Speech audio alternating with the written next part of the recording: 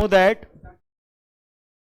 कि हमने आप सभी को बताया था उस सेगमेंट के अकॉर्डिंग कि इंपॉर्टेंट एसिड्स हैं और उनके यूजेस हैं जो पेपरों में आपके आते हैं, उनके फार्मूला से भी क्वेश्चन आता है, जो हम लोग पिछला सेशन में कवर भी कर रहे थे और कर भी रहे थे। तो हमारा जो मेन हेडिंग था वो था सम एसिड्स एंड देयर यूजेस, कुछ अम्ल और उसके उपयोग, यही हम लोग कर रहे थे। और हमारा पहला सेगमेंट शुरू था ऑक्जेलिक एसिड। इसके पहले मैं सिर्फ 2 मिनट के लिए रिकॉल करना चाहूंगा हमने क्या पढ़ा था, क्योंकि आप खुद नहीं कर सकते हो, मुझे पता है, समझ गए ना। तो थोड़ा सा 2 मिनट के सिर्फ रिकॉल करते। देखो कई ऐसे बच्चे हैं जिनको क्लासरूम में भी कंसेप्ट माइंड हो जा रहा है, वो घर पे भी उनको रिवीजन करने की नीड नहीं है। जो थोड़ा बहुत रिवीजन कर लिया, इनके माइंड मेकअप हो गया। हमने पीएच के इंपॉर्टेंस शुरू किया था और हमने सॉइल को लेकर के मेंशन किया था, मृदा को लेकर के बताया था 7 होना चाहिए। हमें नीड कब पड़ेगा भाई, बिल्कुल शांत हो जाए, देखो कोई बात नहीं करेगा, ध्यान देना। आप जितना पीसफुल रहोगे उतना मुझे भी अच्छा लगता है। तो यदि सॉइल का पीएच मान 7 से कम होगा तो ठीक नहीं है, ज्यादा है। मैंने बताया था कि जब 4 से कम हो जाएगा तो इनकेस हमें नीड ज्यादा पड़ जाती है और हम बेस मिलाएंगे, क्षार मिलाएंगे।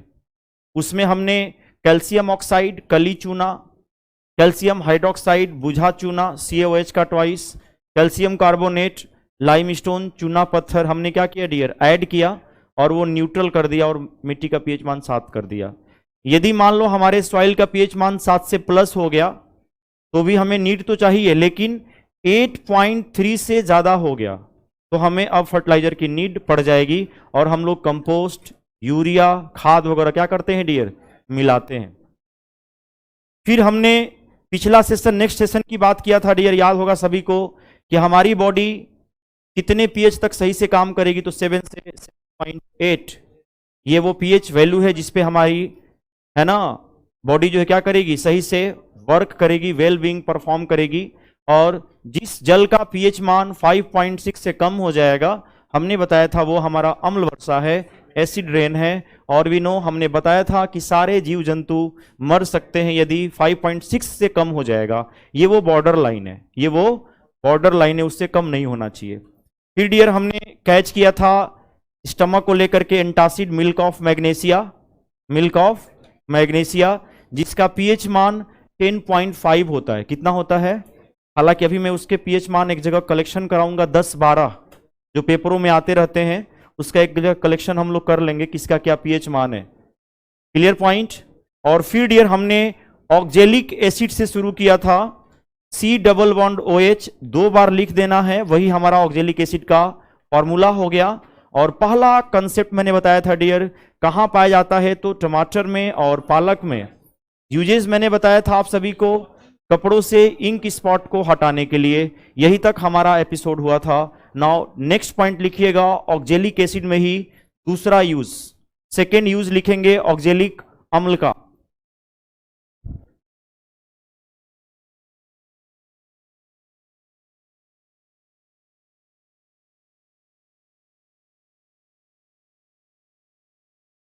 जो बच्चे नए होंगे वो नॉर्मली मेंशन कर लेंगे एसिड्स एंड देयर यूजेस, अम्ल और उसके उपयोग। और इसमें डियर हम लोग बात कर रहे हैं ऑक्जेलिक एसिड में लिखना, it is also used in photography, it is also used in photography. इसका प्रयोग, इसका प्रयोग फोटोग्राफी में भी किया जाता है, इसका प्रयोग फोटोग्राफी में भी किया जाता है ऑक्जेलिक एसिड। लेकिन जो एग्जाम ओरिएंटेड है, इसका प्रयोग फोटोग्राफी में भी किया जाता है, it is also used in photography. जो हाईली एग्जाम ओरिएंटेड यूज है वो एक ही है डियर, कपड़ों से इंक स्पॉट, स्याही के धब्बे हटाने में किसका यूज करते हैं, ये क्लासिक यूज है जो पेपरों में आता है। नाउ सेकंड हेडिंग देते हैं डियर, और सेकंड हम लोग चर्चा करेंगे भी right now. Second acid mention करेंगे सभी बच्चे, फॉर्मिक।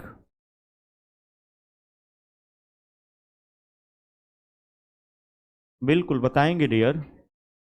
अभी आपको मैं आईपीसी नेम सिखा दूंगा ना अभी जस्ट, तो ज़्यादा बेटर होगा। लिखने से फायदा है कि सीख लो, लिखने से फायदा है कि सीख लो। हाँ भाई फोकस करेंगे यहाँ पे। फॉर्मिक एसिड, इसका जो जनरल फार्मूला होता है डियर हमारा वो HCOOH है। ये फॉर्मिक अम्ल का जनरल फार्मूला है HCOOH। कार्बोक्सिलिक ग्रुप होता है डियर, ध्यान दीजिएगा। मेरा कहने का मतलब है कि जिसमें क्रियात्मक समूह, ध्यान देना, जैसे ये हमारा फॉर्मिक अम्ल है जिसमें क्रियात्मक समूह कौन सा होता है डियर विनो? कार्बोक्सिलिक ग्रुप होता है, उसके लास्ट में ओइक जुड़ता है। क्या जुड़ता है? ओइक। लास्ट में क्या जुड़ता है उसके? ओइक। अब देखो डियर, चूंकि नंबर ऑफ कार्बन एक है, हम लोग पढ़ेंगे ऑर्गेनिक केमिस्ट्री में, एक है तो क्या पढ़ते हैं? मीथेन। तो मीथेन का ई हटा के क्या जोड़ देंगे? तो हमारा ये इसका आईयूपीएसी नेम हो गया methanoic, methanoic acid. That is the IUPAC name of formic अम्ल। तो ज्यादा ये भी पूछता है पेपर में, ध्यान देना। मेथेनोइक अम्ल,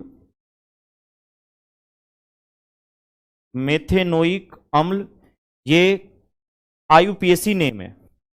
आप कहीं साइड में लिख लेना आईयूपीएसी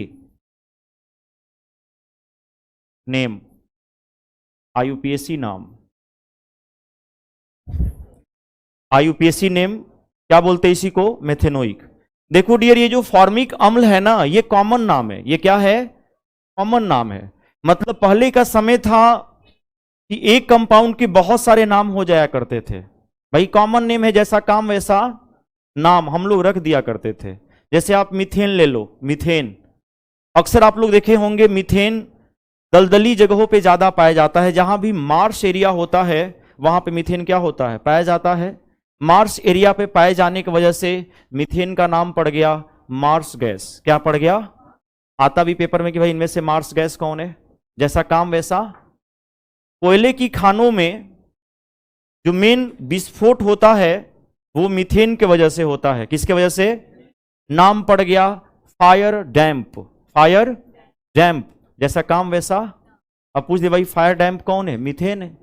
तो वैज्ञानिक के पास असुविधा ये होने लगी कि जैसे जैसे यू नो दैट की कंपाउंड आते गए वैसे वैसे उनको ना याद करने में दिक्कत हो रही थी, क्योंकि इतने सारे कंपाउंड है और मान लो यदि एक कंपाउंड के 10 नाम हो जाएंगे तो याद कैसे होंगे? तो भाई साइंटिस्ट की बैठक हुआ जिनेवा में, और जिनेवा में बैठक हुआ तो बोले कि एक कंपाउंड का एक ही नाम होगा और वो नाम है आईयूपीएसी, जो हर किसी के लिए मान्य होगा, हर किसी के लिए मान्य होगा, ताकि हम आसानी से उस कंपाउंड के बारे में जाने। तो दैट्स वाई डियर हमें आईयूपीएसी की नीड पड़ी, international union of pure and applied chemistry.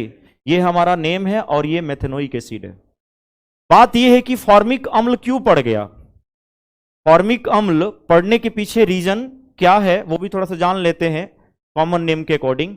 आप सभी को पता है डियर कि जितनी चींटियां होती हैं, यानी चींटियों में, ऑन्ट्स में, यू नो दैट कि ये एसिड क्या होता है? मौजूद होता है। आपको पता है ना, बिच्छू वगैरह या वो जो पीली वाली होती है ततैया, बिरनी वगैरह जो भी बोलते हैं आप लोग, तो उनके स्टिंग में एक एसिड होता है जिसका नाम है फॉर्मिक एसिड। अब आपको ये जान के हैरानी होगी कि चींटियों को लैटिन भाषा में,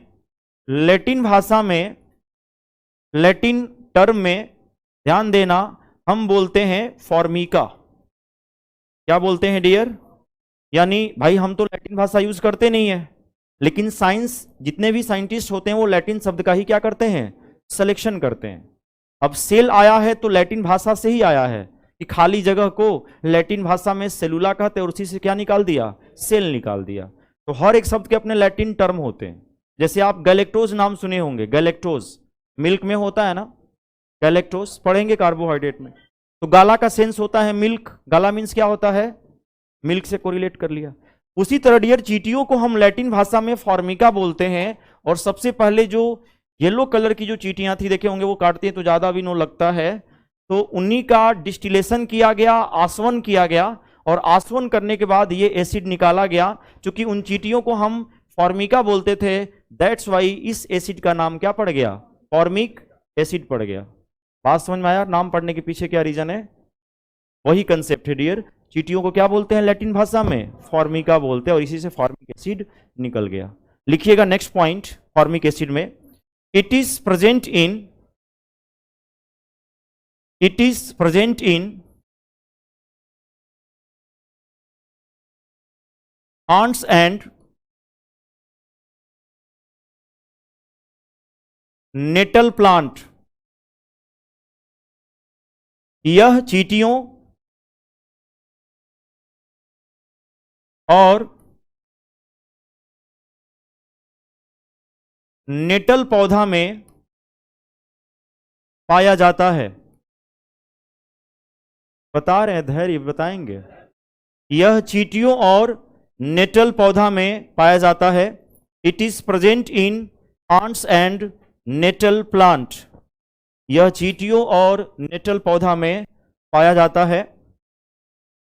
आप देखना डियर, ये एक ऐसा प्लांट है, जब आप इसके लीफ को टच करोगे ना, तो इस पे हेयर लाइक स्ट्रक्चर होते हैं। जैसे चींटियां बिरनी वगैरह के बिना स्टिंग होती है ना, वैसे ही डियर उनके पत्तियों पे लीफ आकार की संरचना होती है, स्ट्रक्चर होती है, बिल्कुल हेयर लाइक। और जैसे आप उसके लीफ को टच करते हो ना डियर, तुरंत आपके स्टिंग में, आपके स्किन में फॉर्मिक एसिड वो इजेक्ट कर देता है, छोड़ देता है, और उसके बाद से भयंकर इचिंग होती है, स्वेलिंग होती है, और पेन होना शुरू हो जाता है। अक्सर देखे होंगे पहाड़ी वगैरह एरिया में ये प्लांट ज्यादा देखने को मिल जाएंगे। आप उत्तराखंड साइड में भी जाओगे भी ना, तो ये प्लांट आपको दिखेगा, नेटल प्लांट। इसको नेटल पौधा के नाम से ही जानते हैं डियर। हाँ, अपने लोकल एरिया में बोलता है लोग, लेकिन एग्जाम पॉइंट ऑफ व्यू से आपसे नेटल ही मेंशन करेगा, ठीक ना डियर। अब बात यह है कि इस प्लांट की सबसे बड़ी खासियत है, आप लोग देखे होंगे जब भी आपको कोई स्टिंग वगैरह काटती हैं तो बहुत लोग क्या करते हैं, लोहा रगड़ते हैं। तो लोहा रगड़ने का क्या कंसेप्ट है? लोहा रगड़ने का कंसेप्ट क्या है डियर? क्योंकि अभी आप पढ़ोगे धातु अधातु, मेटल नॉन मेटल में, कि जितने भी मेटल के ऑक्साइड होते हैं, धातु के ऑक्साइड होते हैं, वो बेसिक नेचर के होते हैं, क्षारीय नेचर के होते हैं। ऑब्वियस सी बात है डियर, जो लोहा है, जो आयरन है, वो भी क्या है, मेटल है। ये भी इन केस ऑक्सीजन से रिएक्ट करेगा, ऑक्सीजन से क्रिया करेगा तो क्या करेगा डियर, ऑक्साइड बनाएगा। उसका ऑक्साइड का कैरेक्टर कैसा होगा, बेसिक क्षारीय। तो भाई एसिड गया है तो हमें क्या लगाना होगा, बेस। तो दैट्स वाई हम लोहा क्या करते हैं डियर, रगड़ते हैं। बहुत लोग वहां पे चूना रगड़ दो, खाने वाला सोडा, कास्टिक सोडा। आप कास्टिक सोडा रगड़ोगे ना, 14 है उसका पीएच मान, विद इन 5 to 10 मिनट आपका बिल्कुल रिलीफ मिल जाएगा। क्योंकि अब वो अपने ट्रीटमेंट के अकॉर्डिंग, कुछ तो लोग अचार रगड़ते हैं, तो घरेलू ट्रीटमेंट अपना अलग है, उसको नहीं लेंगे। लेकिन सबसे बड़ी खासियत बात यह है डियर, इधर इधर इधर, सबसे बड़ी खासियत बात यह है कि इस नेटल पौधा के बगल में एक पौधा उगता है जिसका नाम है डॉग प्लांट। जस्ट इसके बगल में ही ग्रो करेगा ये डॉग नाम का पौधा। ये डॉग पौधा है जो इसी के जस्ट बगल में डियर ग्रो करता है।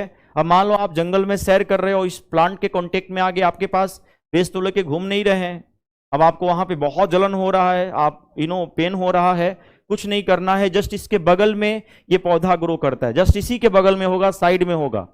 ये हाईली एसिडिक नेचर का है, तो ये हाईली बेसिक नेचर का है। इसके लीफ को पकड़ो, वहां पे रब कर दो, आपको विद इन 2 to 3 मिनट्स में रिलीफ मिल जाएगा। और ये नेटल पौधा के बगल में ही ये डॉग नाम का पौधा ग्रो करता है, जो हाईली बेसिक नेचर का होता है। इसका ट्रीटमेंट इसके पास ही रहता है, समझ रहे हैं। तो मैंने देखा है उत्तराखंड में पहले के जब बच्चे होमवर्क करके नहीं लाते थे तो टीचर्स नेटल प्लांट अपने पास रखे रहते थे और वो टच कर देते थे। अब बच्चा आधे घंटे तक डिस्टर्ब है, अब भाई बच्चे भी खोज लेते हैं, वो पॉकेट में डॉग प्लांट लेके जाते हैं सब, कि भाई नेटल प्लांट लगाएगा टीचर तो वहां पे डॉग प्लांट लगा के हम और खुश हो जाएंगे ऐसी। तो कहने का सेंस ये है, तो नोट कर लिया सबने ये पॉइंट। कहां पाया जाता है, चींटियों में और नेटल नाम के पौधा में पाया जाता है, और भी बीज वगैरह में भी आपके बिरनी वगैरह, आपके जो बी वगैरह है, मधुमक्खी वगैरह, उनमें सब में क्या होता है डियर, ये प्रेजेंट होता है। और ये सेम एसिड है आपका फॉर्मिक एसिड, मेथनोइक। फॉर्मिक नाम क्यों पड़ा वो तो आई होप क्लियर हो गया होगा। फॉर्मिका मीन्स चींटियां, लैटिन भाषा में क्या बोलते हैं, फॉर्मिका। लिखना uses of formic acid, uses of formic acid, formic अम्ल के उपयोग।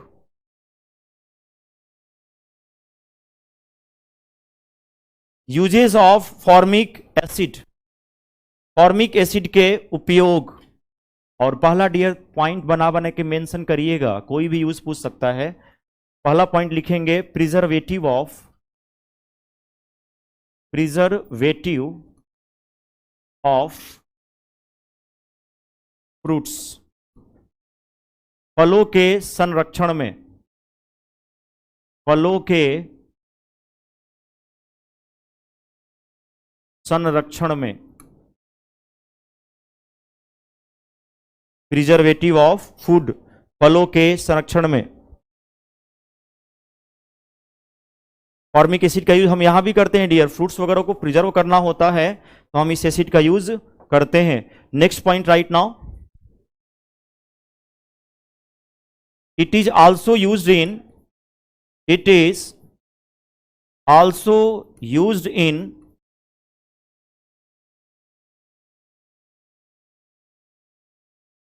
बैक्टीरियोसाइड्स, it is also used in bactericides. इसका प्रयोग, इसका प्रयोग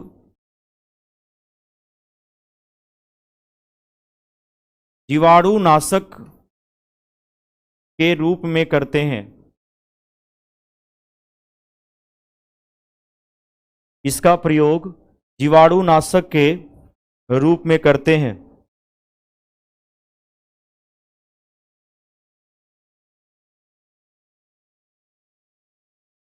जीवाणुनाशक होता है डियर, जैसे बैक्टीरिया वगैरह को मारना होता है ना, उस सेंस में भी हम एज अ यूज कर सकते हैं, एज अ एंटीसेप्टिक बोल सकते हो आप। क्या बोल सकते हो?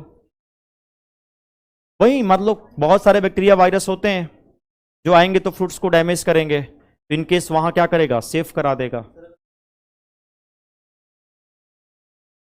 हाँ नहीं तो उनका अपना नेचुरल तो है ना डियर इनकेस। अब चींटियां कितना खाएंगी, क्या खाएंगी, आप भी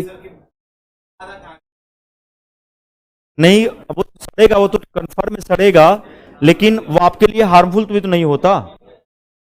आप उसके लिए, आप बताओ प्रसाद वगैरह खाने जाते हो, बड़े बड़े ब्लैक कलर के वो जो है ना वो होते हैं, लोग क्या करते हैं यार, हटा करके खा लेते हैं, नहीं हट रहा है तो सीधे खा लिए भी नो।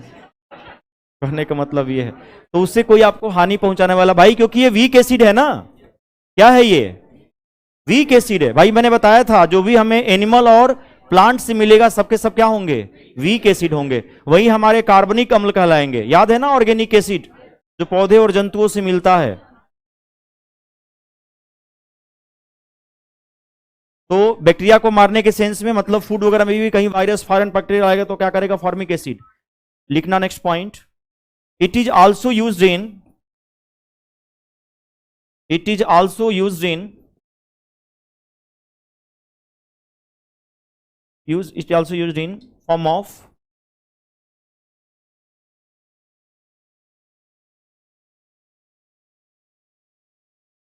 coagulating factor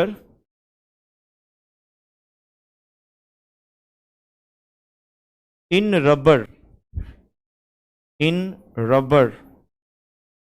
लिखना इसका प्रयोग, इसका प्रयोग रबर के स्कंदन में करते हैं, इसका प्रयोग रबर के स्कंदन में करते हैं।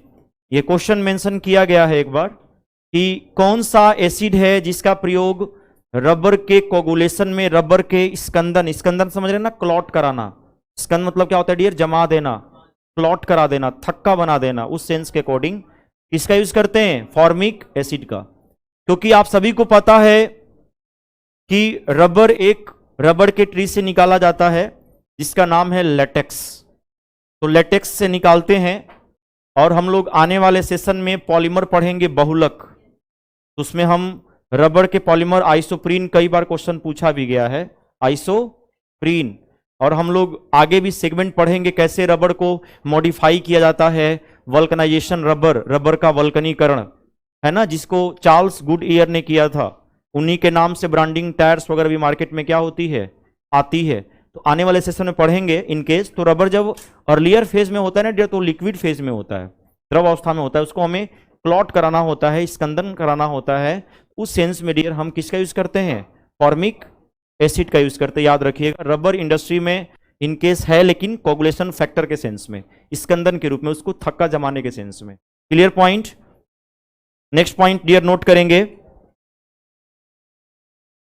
इट इज ऑल्सो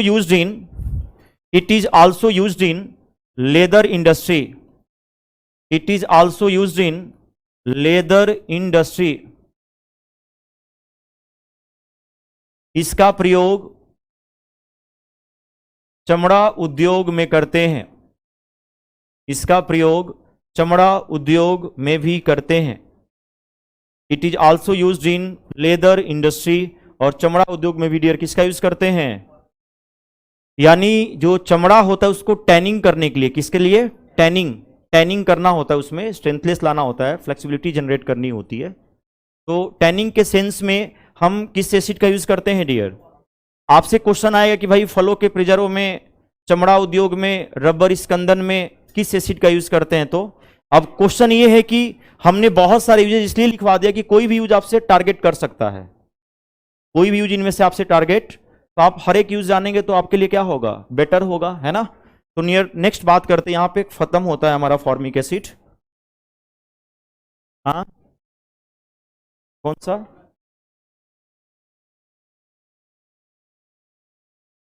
डॉक, नहीं डॉक प्लांट में तो बेस होता है।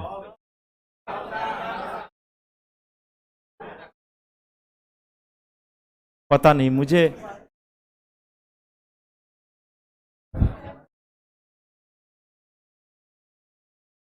लिखेंगे डियर तीसरा। कोई नहीं, आप क्लास के बाद पूछ लेना मेरे से, अभी मत पूछा करो। अभी मुझे लगता है कि मैं भी तोतला बोली बोल रहा हूं, और मुझे लगता है कि तुम भी तोतला बोली बोल रहे हो, समझ गए ना। प्रिंस राज, आप क्वेश्चन के लिए कोई भी बुक्स लगा सकते हैं डियर, आप अरिहंत लगा लो, घटना चक्र लगा लो, कोई भी लगाओ, प्रैक्टिस करो। जितना क्वेश्चन पे वर्क करेंगे, you have to make yourself explore now. थोड़ा शांत हो जाओ भाई, बाद में पूछ लेना, कोई दिक्कत नहीं है। तीसरा देखो डियर, थर्ड नंबर हमारा विनो, मैं कहता हूं ना डाइवर्ट हो जाता हूं यार इन केस। फॉर्मिक एसिड हो गया था ना,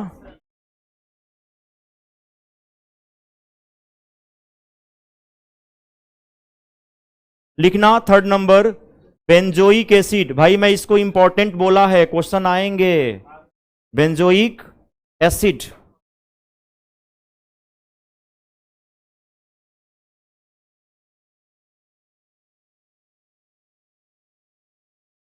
बेंजोइक अम्ल, इसका जनरल फार्मूला नोट कर लेंगे डियर, C6H5C, है ना, नोट कर लेंगे। बेंजोइक अम्ल का general formula C6H5COOH, that is the general formula of benzoic acid, C6H5COOH benzoic. इसके फॉर्मूला से क्वेश्चन पुटअप किया जाता है पेपरों में, ध्यान देना, कई बार आया हुआ है कि बेंजोइक अम्ल का फॉर्मूला क्या होता है। अब बात करते हैं डियर कि ये कहां पाया जाता है। पहला पॉइंट स्टार लगाएंगे, it is present in, it is present in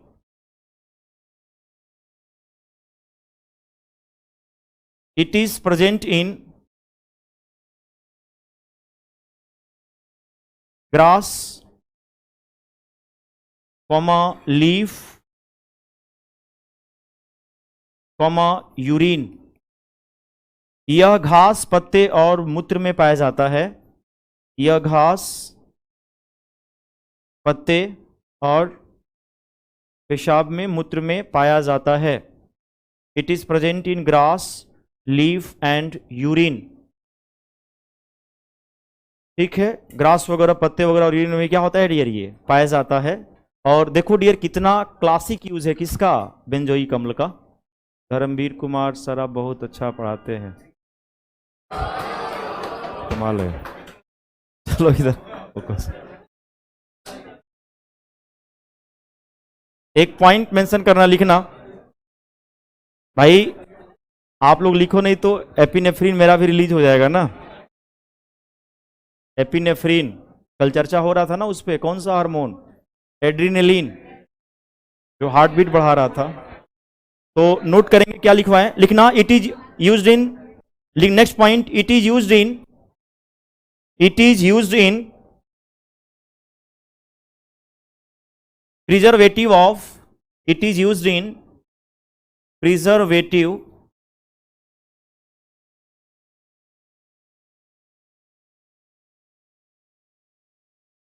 food stuff and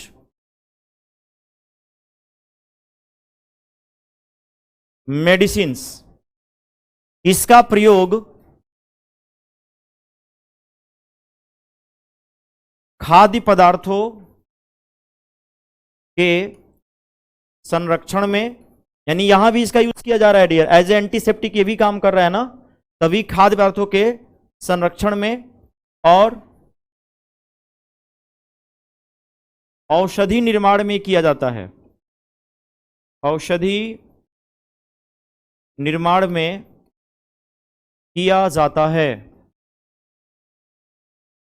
तो ये आपके मेडिसिन्स में और फूड के प्रिजर्व करने में वही सेम आ गया।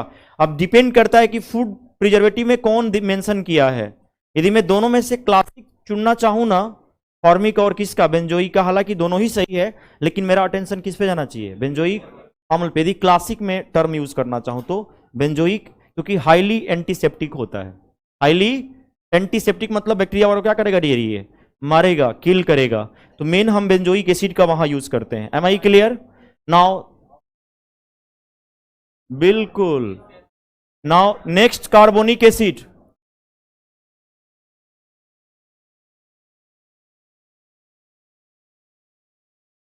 कार्बोनिक एसिड जितना लिखवा रहे हैं ना एसिड्स में, उससे प्लस नहीं आएगा।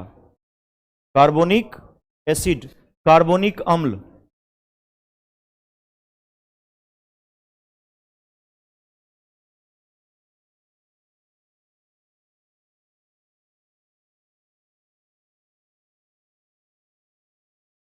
अब क्या हुआ, थोड़ा सा शांत हो जाओ यार, तुम लोग बार बार हेडिंग देना। कार्बोनिक अम्ल, carbonic acid, general formula note करेंगे इसका, H2CO3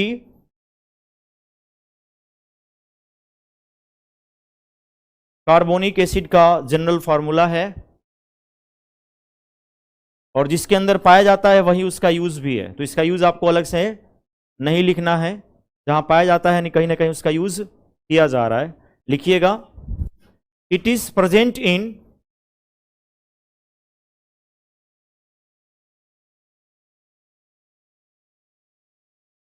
softy drinks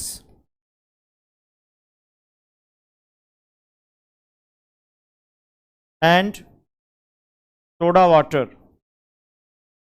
and soda water. लिखना, यह शीतल पेय पदार्थ, शीतल पेय पदार्थ और सोडा वाटर में पाया जाता है, सोडा वाटर में पाया जाता है। ये क्वेश्चन कई बार ट्रेंडिंग में आता है कि सोडा वाटर में या शीतल पेय पदार्थ, जो भी सॉफ्ट ड्रिंक्स है, कोल्ड ड्रिंक्स, विनो, थम्स अप, जितने भी आप फ्रिजी वगैरह, फिजी, ये सब में डियर आपका सेम एसिड पाया जाता है, क्या, कार्बोनिक एसिड। समझ गए ना।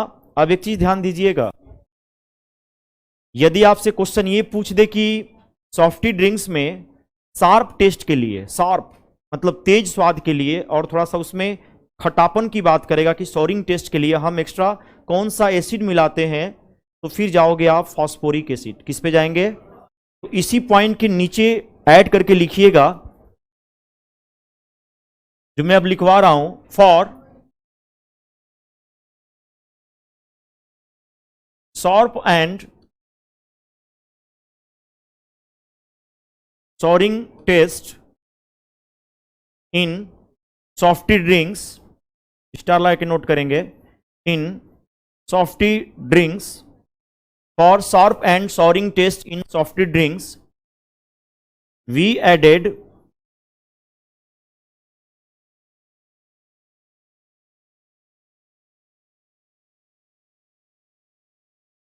Phosphoric acid. लिखना, शीतल पेय पदार्थों में, शीतल पेय पदार्थों में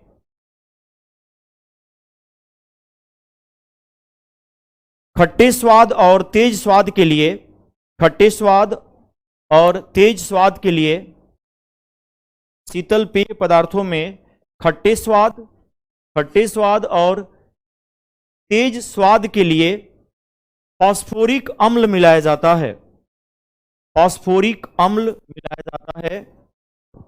जनरल फॉर्मूला भी नोट कर लेंगे, H3PO4। ये क्वेश्चन बन सकता है आपसे कि फॉस्फोरिक अम्ल का जनरल फॉर्मूला क्या है। H3PO4 फॉस्फोरिक एसिड का जनरल फॉर्मूला है।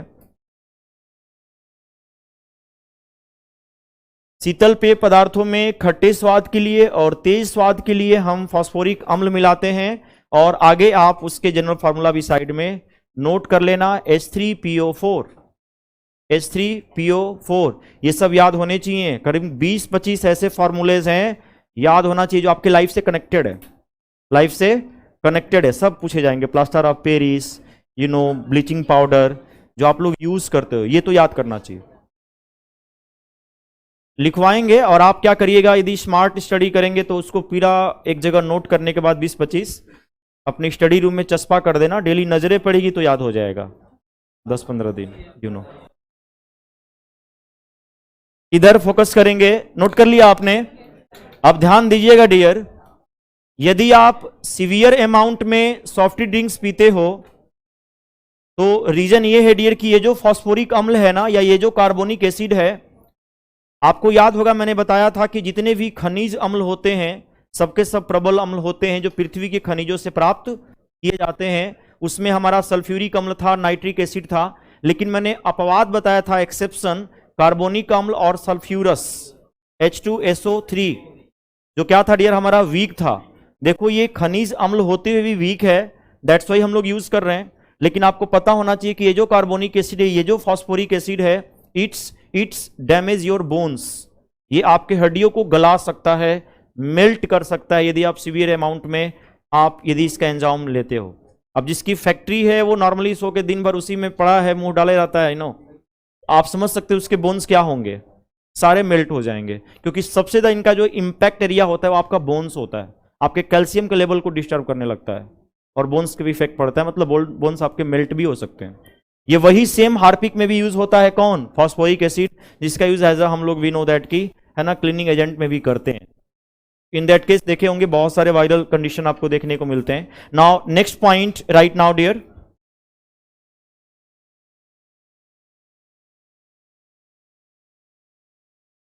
लिखिएगा,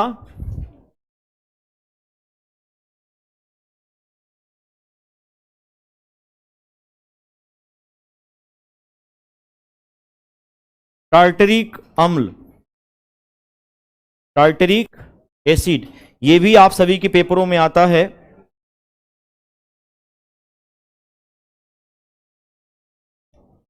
टार्टरिक एसिड, इसका जो जनरल फार्मूला होता है C4, हाइड्रोजन 6 होंगे और ऑक्सीजन भी क्या होता है, 6 होता है। ऐसे ही लिख के आता है C4H6O6, that is the general formula of tartaric acid. Hydrogen भी 6 होगा और कार्बन भी, ऑक्सीजन भी 6 होगा, कार्बन 4 होंगे, C4H6 और O इसमें नहीं 6 होता है। अब कहीं बुक्स में दिया हो अलग बात है, कहीं कहीं बुक्स में दिया हो वो अलग बात है,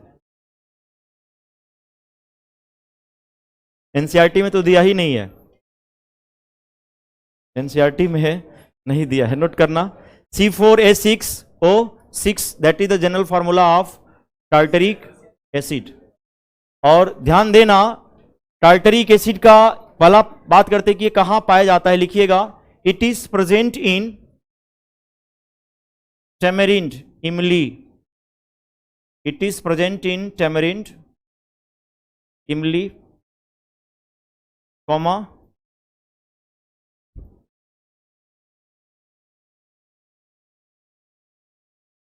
अनरिपेन मैंगो, कच्चा आम। आया हुआ क्वेश्चन है डियर ये, कच्चा आम में कौन सा एसिड पाया जाता है, तो सेम टार्टरिक एसिड पाया जाता है। अनरिपेन मैंगो, कच्चा आम। और इसके अलावा डियर आप याद रखिएगा ग्रेप्स। कौन है, ग्रेप्स, यू नो अंगूर।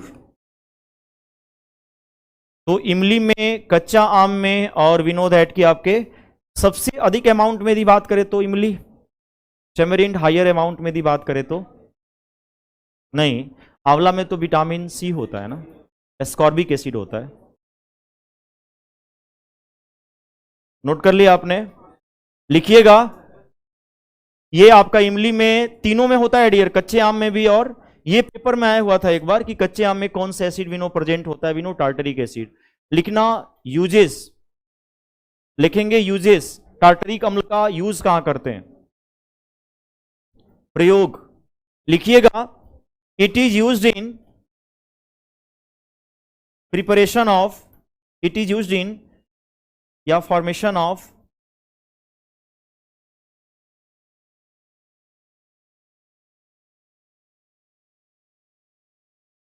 Baking powder. इसका प्रयोग, इसका प्रयोग बेकिंग पाउडर बनाने में करते हैं। इसका प्रयोग बेकिंग पाउडर बनाने में करते हैं। मेन यही यूज है कौन, टार्टरिक एसिड का, बेकिंग पाउडर में इसका यूज करते हैं। बेकिंग पाउडर समझ रहे हैं ना, जो खाने वाला होता है विनो, उसी में यूज करते हैं हम लोग। और मैंने बताया भी था कि खाने वाला सोडा का कहां करते हैं यूज, तो आग बुझाने में। खाने के अलावा, खाने के अलावा जो आपका बेकिंग सोडा है जो आप लोग खाते हो, एक ही यूज है और वो है टू डाउज द फायर, आग बुझाने में। यदि आग को बुझाना है तो इसका यूज करते हैं। आप देखे होंगे जो बड़े बड़े पेट्रोल पंप वाले होते हैं, वो नो जो बकेट होते हैं ना, बकेट भरे होते हैं उनके यहाँ बालू वगैरह, उस बालू में भी वो लोग खाने वाला सोडा क्या करता है, लोग मिक्स कर देता है लोग, और उसका यूज हम लोग आग बुझाने में करते हैं। वो रिएक्शन समझाएंगे कैसे विनो क्रिएशन होता है, क्योंकि क्वेश्चन आया हुआ था कि किसका यूज करते हैं उसके साथ, आग बुझाने के सेंस में। Now next point right now dear, note कर लिया आपने, लिखेंगे H2SO4 किंग ऑफ एसिड, अम्लों का राजा। H2SO4 sulphuric acid,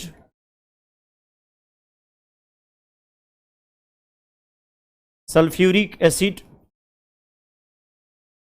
next sulphuric अम्ल। पहला यूज जो अक्सर एग्जाम में आता है पेपरों में, वो पहले नोट करेंगे, है तो ये मिनरल एसिड्स विनो। लिखना it is used in, it is used in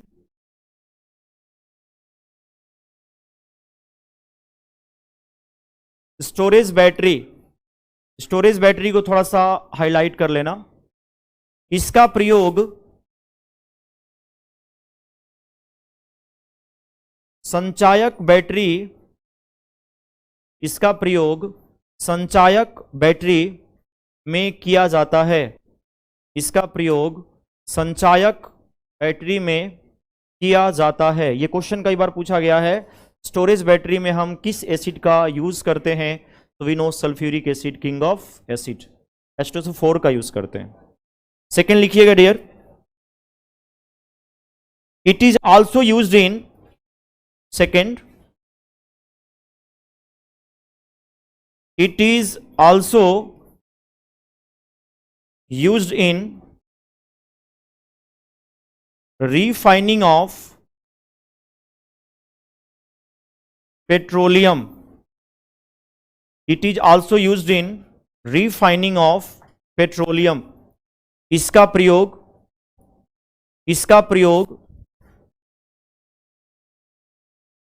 petrol के शोधन में करते हैं। कभी क्वेश्चन आ जाएगी कौन सा एसिड है जिसका प्रयोग पेट्रोल के रिफाइनिंग में यूज किया जाता है, तो सल्फ्यूरिक एसिड का। Now next point right now,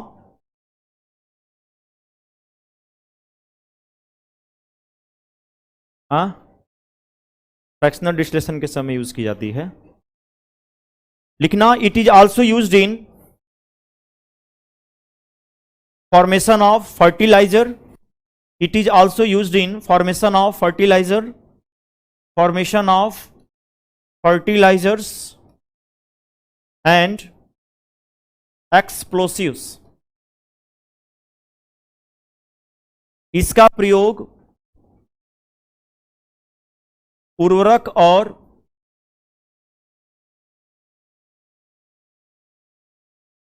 विस्फोटक पदार्थ के निर्माण में करते हैं।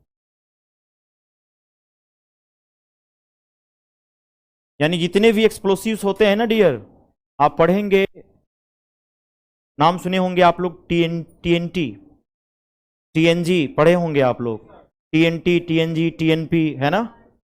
आप जब उनको, जैसे आपको बनाना होगा टीएनटी, मान लो बनाना है, क्या बनाना है, टीएनटी। तो टीएनटी बनाने के लिए क्या करेंगे कि पहले इसका फुल नेम देख लो, trinitrotoluene. T for क्या पढ़ते हैं इसको, टाइलिन, टाइलुइन, टॉलुइन, टॉलुइन, टॉलुइन हो गया आपका। तो ये डियर जो टॉलुइन है ना, पढ़ेंगे बेंजीन का ही डेरिवेटिव्स होता है, बेंजीन का ही डेरिवेटिव्स, मतलब इसकी उत्पत्ति बेंजीन से ही हुई है, बेंजीन से ये भी उत्पन्न हुआ है, कौन, टॉलुइन। तो हम टॉलुइन ले लेते हैं और साथ में सल्फ्यूरिक एसिड और नाइट्रिक एसिड के साथ गर्म करते हैं। सिंपल सा इक्वेशन है। टॉलुइन लीजिए और उसको हीट करिए नाइट्रिक अम्ल और सल्फ्यूरिक अम्ल के साथ, आपका क्या बनेगा, टीएनटी। टीएनजी नाम सुने होंगे, ट्राई नाइट्रोग्लिसरीन। ग्लिसरीन लीजिए, सल्फ्यूरिक एसिड नाइट्रिक एसिड के साथ गर्म करिए, क्या बनेगा, टीएनजी। टीएनपी नाम सुने होंगे, try nitrophenol, try nitrophenol. Phenol लीजिए, सल्फ्यूरिक एसिड नाइट्रिक एसिड गर्म करिए, क्या बनेगा। यानी हम सल्फ्यूरिक एसिड का भी यूज करते हैं, कहाँ डियर, तो एक्सप्लोसिव में। और तमाम तरह के फर्टिलाइजर्स पढ़ेंगे हम लोग, उर्वरक जो खेतों के लिए भी हम लोग यूज करेंगे, तो उसमें भी हम लोग H2SO4 का यूज करते हैं। लेकिन क्लासिक यूज जो अक्सर पेपरों में आता है वो स्टोरेज बैटरी वाला आता है, स्टोरेज बैटरी वाला आता है। Now next point right now dear, citric acid, citric acid, ये तो बिल्कुल बच्चा वाला है।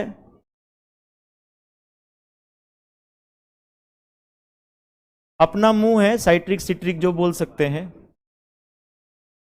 लिख दिया साइट्रिक अम्ल।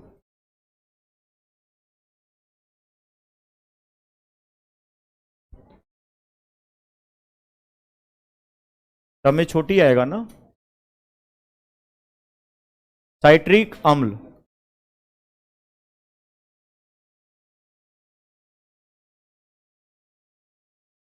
साइट्रिक अम्ल, साइट्रिक वही CITRIC, साइट्रिक सिट्रिक एसिड।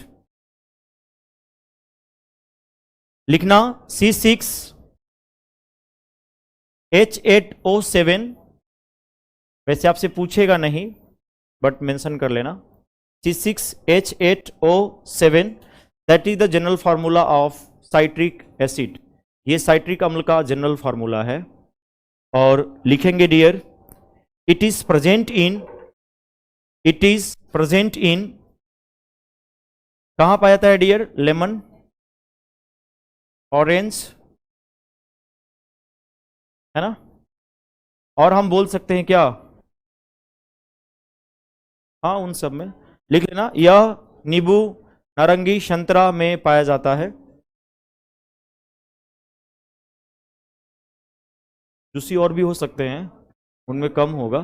तो लेमन, ऑरेंज लिख लेना, लिख लिया आपने, लेमन में, नींबू में, नारंगी में, संतरा नहीं, विनेगर में तो एसिटिक एसिड होगा, एसिटिक एसिड विनेगर में, सिरका में। बताएंगे धैर्य, मैलिक एसिड पढ़ेंगे अभी। लिखना, इट इज लिखना, it is also used in formation of, लिखना it is also used in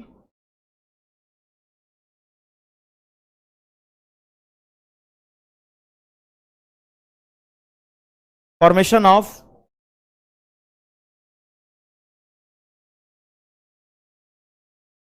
of medicines.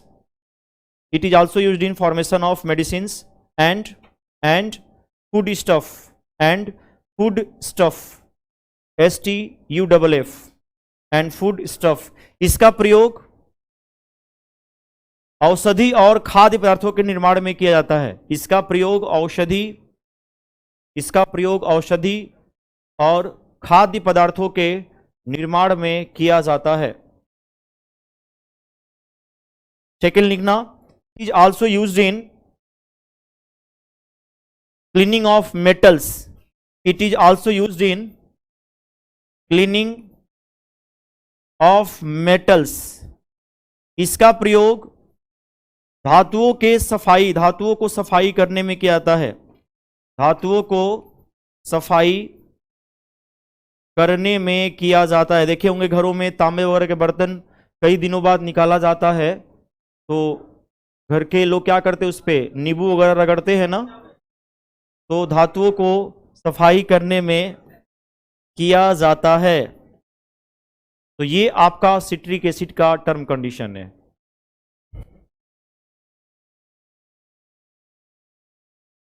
Clear point. Last point note करेंगे डियर, एप्पल।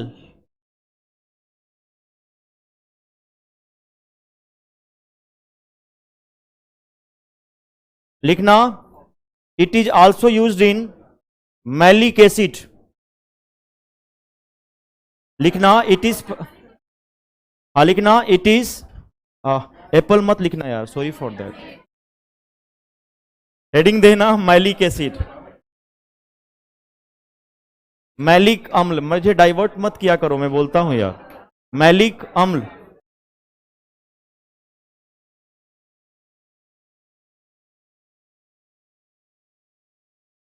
लिखना, it is present in Apple. यह सेब में पाया जाता है।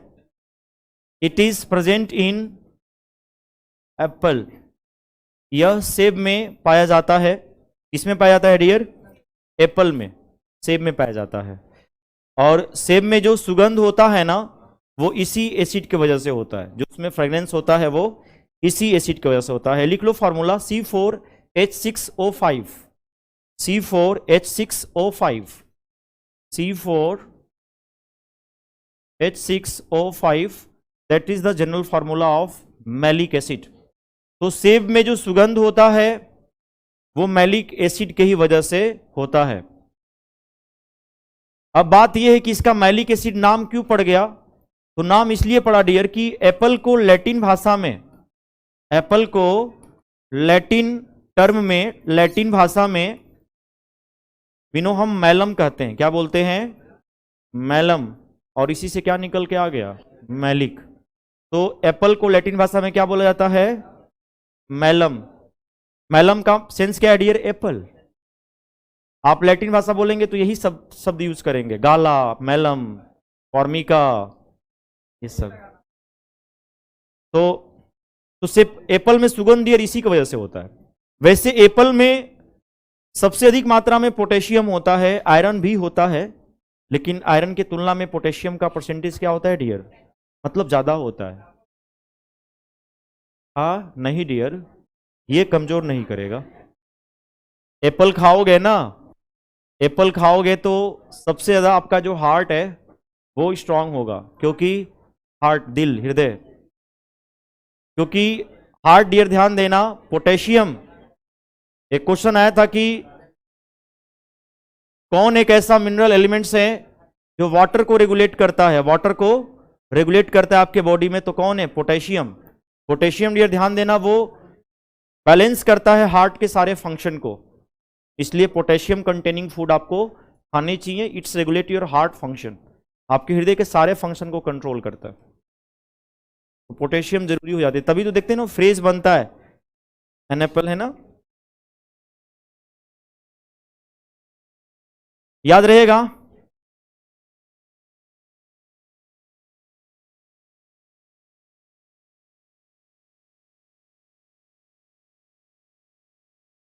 अब आते हैं डियर नेक्स्ट पॉइंट पे। आपका ये कुछ एसिड था जो आपको जानना क्या था, जरूरी था। अभी हम लोग और आने वाले सेशन में पढ़ेंगे। मेन कलेक्शन मैंने आपको लिखवाया, ये भी नोट कर लेना। हालांकि इसका कोई फॉर्मूला मेंशन मत करना, लिखना। टैनिक एसिड, टैनिक अम्ल, और टैनिक जो एसिड होता है डियर ये टी में होता है। चाय में कौन सा acid? Tannic acid. T for T, T for tannic, कभी ना पूछे। T for T, T for tannic, कभी ना एग्जाम में आपके। तो टैनिक अम्ल किस में होता है? आपके चाय में होता है। हालांकि चाय में जो ऊपर वाली जो लेयर होती है ना, देखे होंगे, वो एक एल्बुमिन नाम की प्रोटीन होती है। कौन सी प्रोटीन होती है? एल्बुमिन। जो चाय की परत होती है ना, जब जम जाती है कुछ सेकंड के बाद आप पीते हो तो बहुत लोग उसको हटा देते हैं। सो दैट्स अ, जो भी हो, दैट्स अ एल्बुमिन प्रोटीन। हाँ, आपकी इच्छा। तो टैनिक अम्ल होता है डियर, ध्यान देना, वो एल्बुमिन प्रोटीन होता है। हालांकि एल्बुमिन प्रोटीन का एक ही काम होता है, आपके ब्लड में पानी को मेंटेन करना। ये वाटर को होल्ड करता है, वाटर होल्डिंग प्रोटीन है। आपके ब्लड में सबसे अधिक मात्रा में कोई प्रोटीन है तो वो एल्बुमिन है, वो एल्बुमिन है। और कभी भी देखिएगा, जब भी कोई व्यक्ति यूरिन टेस्ट कराता है तो यूरिन टेस्ट में सिर्फ एक ही प्रोटीन की जांच होती है, एल्बुमिन। यदि ये प्रोटीन आपके शरीर से बाहर जा रहा है, यूरिन के थ्रू जा रहा है, मतलब आने वाले दिनों में आपकी किडनी फेल होने के कंडीशन में है। एल्बुमिन का अटेंशन डॉक्टर का सबसे ज्यादा रहता है। तभी देखना जो किडनी के पेशेंट होते हैं उनका हाथ पैर चेहरा देखना सूजन आ जाता है। एडिमा होता है ना उनके हाथों पैरों में सूजन में, तो सूजन होने के बहुत सारे रीजन होते हैं। सूजन कब होगा? जब आपके लीवर प्रोटीन ही नहीं बनाएगा, प्रोटीन की कमी होगी तो बॉडी वाटर होल्ड नहीं हो पाएगा। अनीमिया हो जाएगी तो भी आपका सूजन होता है, लेकिन सूजन होने में एल्बुमिन का सबसे बड़ा रोल होता है डियर। इसलिए जो भी किडनी के पेशेंट होते हैं ना, उनको कहा जाता है कि आप अपने डाइट में अंडे खाया करिए, क्योंकि अंडे का जो व्हाइट पार्ट है दैट्स कंटेन एल्बुमिन। कौन सा प्रोटीन कंटेन करता है? वो एल्बुमिन। मेंटेन करता है, ऑस्मोटिक बैलेंस मेंटेन करता है वो प्रोटीन। कौन? एल्बुमिन। बड़ा स्पेशल प्रोटीन है वो जो एल्बुमिन होता है। इनकेस जो अंडे में ही पाया जाता है, किस में पाया जाता है? आपके अंडे में ही पाया जाता है। जैसे जैसे आप लोग पढ़े होंगे दूध में, मिल्क में एक प्रोटीन है केसीन, पढ़ा होगा आपने, कई बच्चे याद भी कर लेते हो। केसीन प्रोटीन होता है जो मिल्क को विनो वाइट कलर देने का काम करता है। यही प्रोटीन आप जाओगे इंग्लैंड वगैरह अमेरिका में, वहां पे दूध परचेज करोगे तो वहां की जो दूध की ब्रांडिंग होती है, आपको इस नाम से वहां की मिल्क की सेलिंग होती है, A1 बीटा कैसीन। वहां की दूध की ब्रांडिंग बता रहे हैं। A2 बीटा कैसीन, ये वहां की दूध की ब्रांडिंग होती है। और ये भी प्रोटीन है, but that's a high quality protein. ये प्रोटीन है लेकिन ये हाई क्वालिटी की प्रोटीन है, A1 बीटा और A2 बीटा। जब भारत को पता चला भाई हमारे यहाँ तो अमूल मदर तमाम तरह के पब्लिकेशन, गांव में लोग अपने नाम से पब्लिकेशन खोल देते हैं, तो जब यहां का जब ये पता चला कि भाई भारत के लोग गए वहां पे, देखे कि यार तो दूध बड़ा महंगा मिल रहा है, ये नॉर्मल भी दूध बिक रहा है, ये भी दूध बिक रहा है, तो लोग पूछे कि भाई ये कौन सा प्रोटीन है, तो बोला कि ये भाई प्रोटीन है लेकिन ये हाई क्वालिटी का प्रोटीन है। और हमारे यहाँ फार्मर ऐसे गाय भैंस का भी नो पालन करते हैं जिसके अंदर ये दूध में प्रोटीन है, क्योंकि दूध तो वो भी देगी, लेकिन जिसके अंदर ये है उसका दूध का प्राइस डबल हो जाता है। तो हमारा जो पशु अनुसंधान केंद्र है, एनिमल रिसर्च सेंटर, हमने जब वहां पे रिसर्च किया ये जानने के लिए ये प्रोटीन का क्या रेशियो है, तो आप विश्वास नहीं करोगे 98% विनो काऊ में पाया गया और 100% भैंस में। जब ऑलरेडी है ये तो फिर ब्रांड कैसा? जब ऑलरेडी है ही है तो ब्रांड। 100% भैंस के दूध में प्रोटीन अवेलेबल है, 98% आपके काउज में। अभी रिसर्च के अकॉर्डिंग पता चला कि जो A2 बीटा कैसीन है, जो A2 बीटा कैसीन है, ये हमारे थोड़ा सा डाइजेस्टिव सिस्टम को डैमेज कर रहा है। कौन? A2। तो बहुत लोग होते हैं, देखे होंगे, दूध का पाचन नहीं कर पाते हैं, बहुत लोग पाचन कर भी लेते हैं। तो भाई जिसके वही लोग दूध पचाएंगे या पाचन करते हैं जिसके स्मॉल इंटेस्टाइन में ये वाला एंजाइम पाया जाता है, जिसके अंदर ये नहीं होता है, मान के चलो लैक्टोज नहीं लैक्टेज, ये वो एंजाइम है जो दूध का पाचन करता है आपके स्मॉल इंटेस्टाइन में। मतलब आप यदि 1 ग्लास भी नहीं पी पा रहे हैं, कहीं ना कहीं आपको ये प्रॉब्लम है। हाँ, छोटे बच्चों में, सुन लो, छोटे बच्चों में जो मेन होता है ना डियर, उसमें इसके वजह से वो लोग पाचन करते हैं दूध का, रेनिन होता है। तो जैसे आप 14-15 साल एज में जाओगे ना, तो आपका ये निकलना बंद हो जाएगा। ये सिर्फ उन्हीं में निकलता है, छोटे बच्चों में। तभी आप देखेंगे कोई छोटा बच्चा दूध पीता है और यदि वो इंस्टेंट वॉमिटिंग करता है तो उसका दूध बिल्कुल कर्ड का फॉर्म ले लेता है, बिल्कुल फटा इंस्टेंट ले लेगा, क्योंकि काम ही होता है लिक्विड को सॉलिड में चेंज करना। मिल्क को कैल्शियम पैराकैसिनेट बना देता है। उनको भाई प्रोटीन की डाइजेशन का ज्यादा नीड होगा ना, क्योंकि वो ऑल टाइम मिल्क ही पी रहा है इन केस। तो रेनिन सिर्फ छोटे बच्चों में दूध का पाचन करता है। 14-15 साल आते आते आप में कम हो जाएगा, खत्म हो जाएगा, ये मतलब निकलेगा ही नहीं।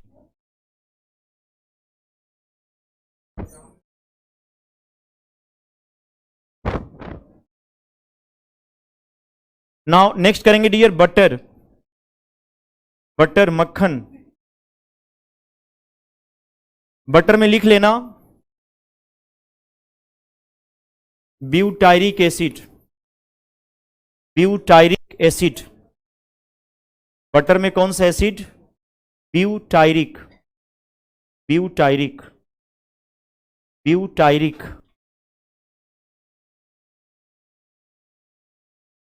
ब्यूटायरिक अम्ल होता है, कभी ना पूछे आपसे। B for butter, B for butyric, T for T for tannic. But अपने लिए जान लेना जरूरी है। समझ में आ रहा है ना? नाउ नेक्स्ट करना डियर, वीट, गेहूं, वीट। देखो वीट में हालांकि एक प्रोटीन होता है, प्रोटीन भी अमीनो एसिड्स के बने होते हैं। इसके बने होते हैं अमीनो एसिड्स के। तो वीट में डियर ध्यान देना, ग्लूटामिक एसिड होता है। कौन सा एसिड? Glutamic acid. कहीं देखे होंगे जो प्रोटीन होता है वो ग्लूटामिन लिखा रहता है, ग्लूटामिन भी लिखा रहता है, वो प्रोटीन है। तो ये ग्लूटामिक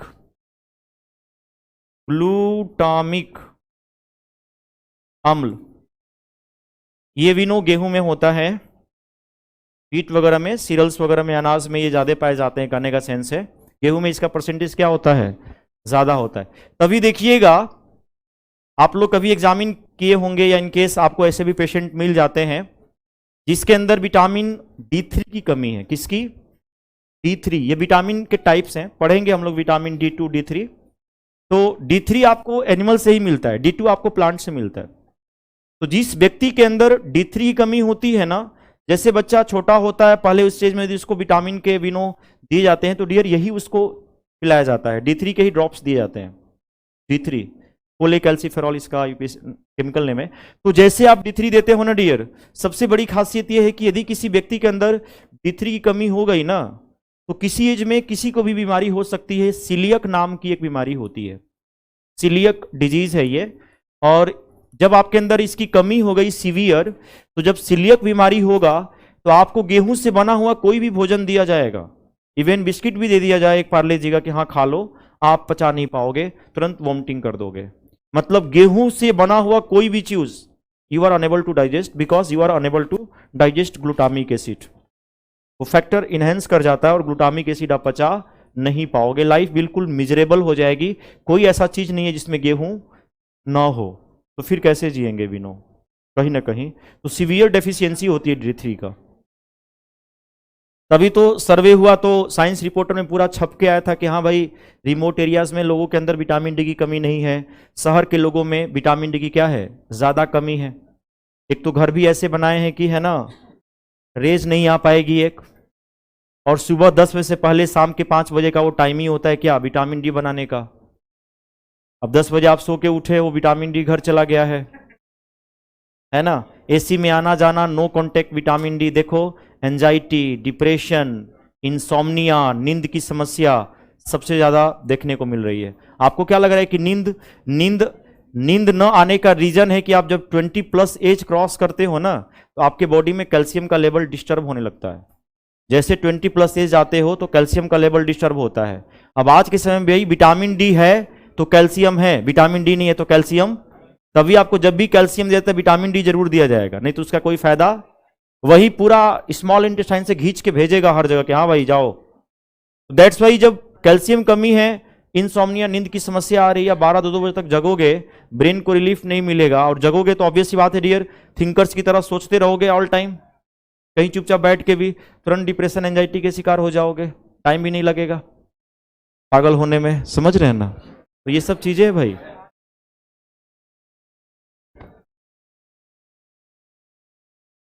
नेक्स्ट पॉइंट मेंशन करते हैं डियर। अब एक पॉइंट सारे बच्चे नोट में नोट करेंगे।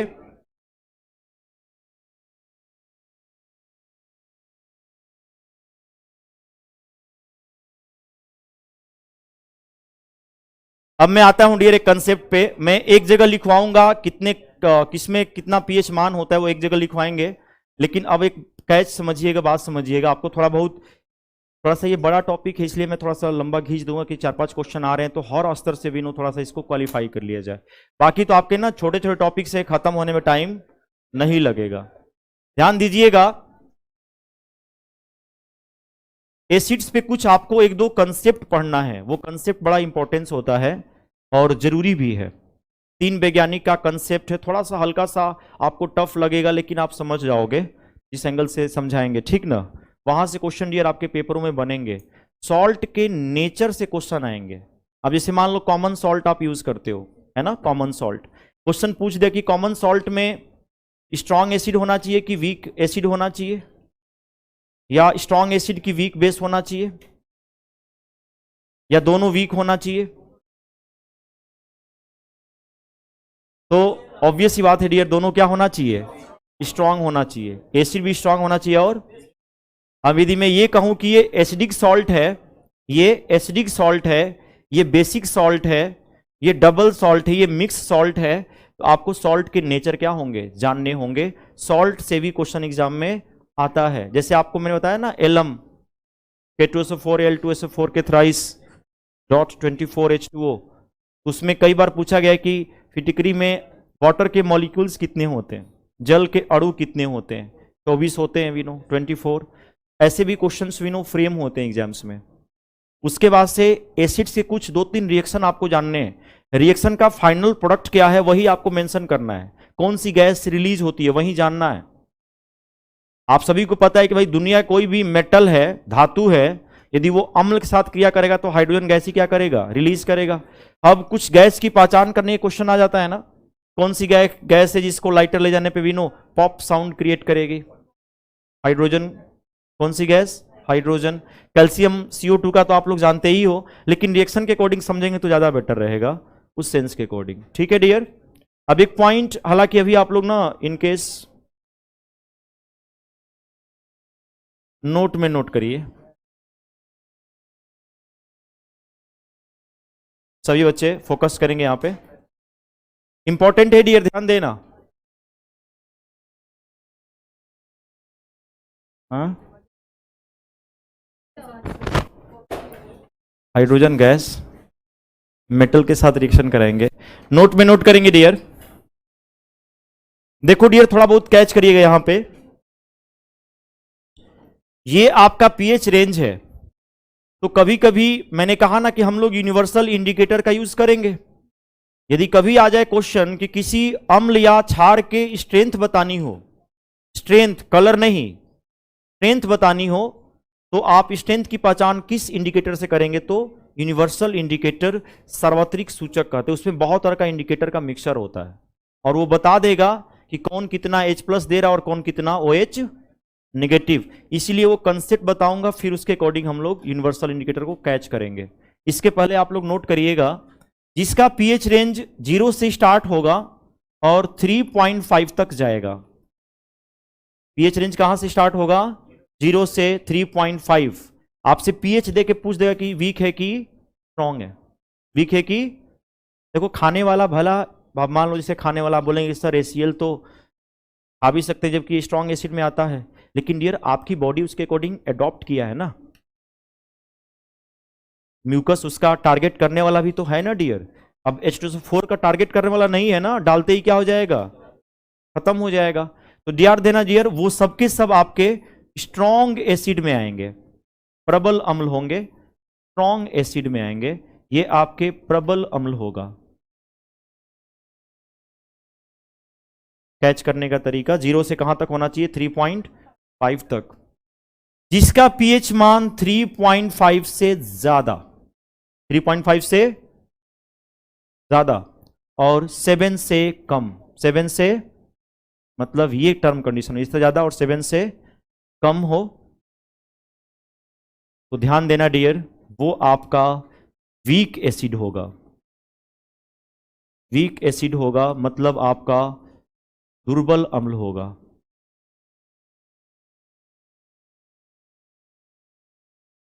जिसका पीएच मान 7 से ज्यादा होगा, आई मीन 7 होगा, 7 वो डियर आप बिल्कुल समझ लिए हो, वी नो दैट्स न्यूट्रल, उदासीन होगा।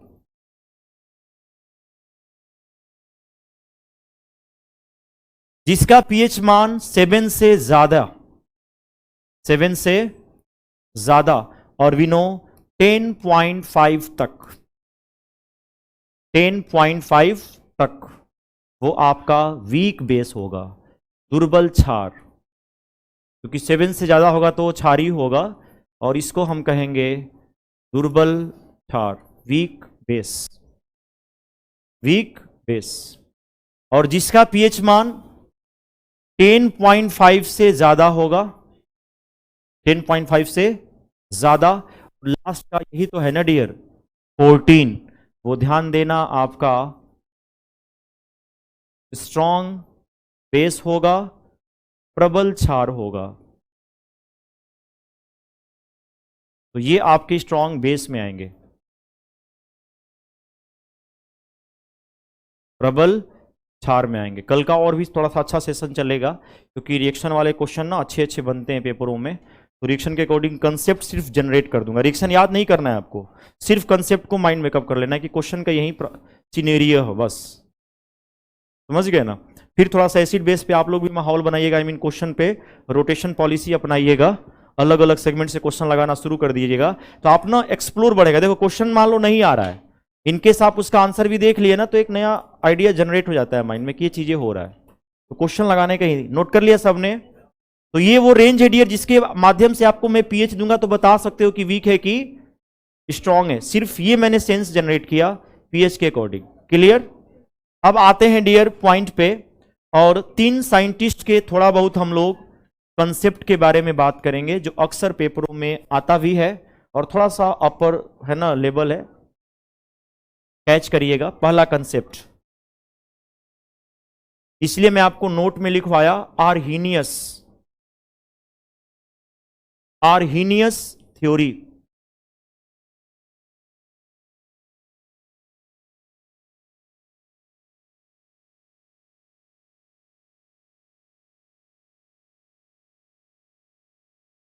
आर्हेनियस, हे साइलेंट कर देते हैं हिंदी में, आर्हेनियस सिद्धांत।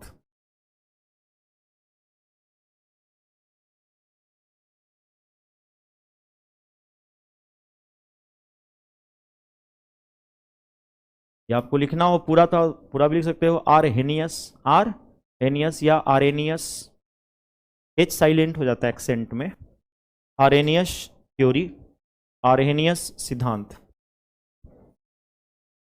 इसके थ्योरी को ही क्वेश्चन में मॉडिफाई कर देता है, जो पूछा गया है आपसे HCl वाला टर्म कंडीशन, वहां पे नहीं लिखा है H3O+ हाइड्रोजन हाइड्रोनियम आयन, देखे होंगे क्वेश्चन जो एसिड से आया हुआ है, कुछ इसी कंसेप्ट से मिलता जुलता भी है, ध्यान दीजिएगा, सेम इसी कंसेप्ट से लिखिएगा पहले इंग्लिश वाले। An acid is a substance according to Arrhenius, according to Arrhenius an acid is a substance, an acid is a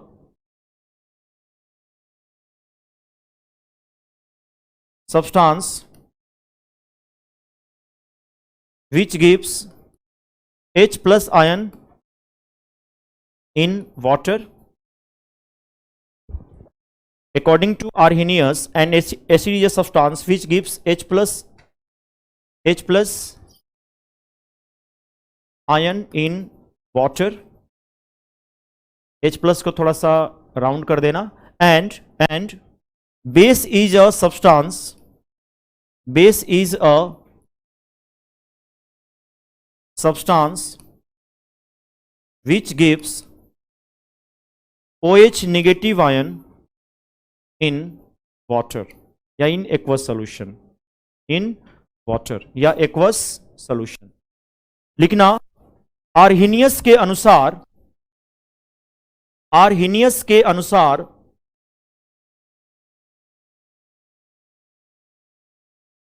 अम्ल वे पदार्थ हैं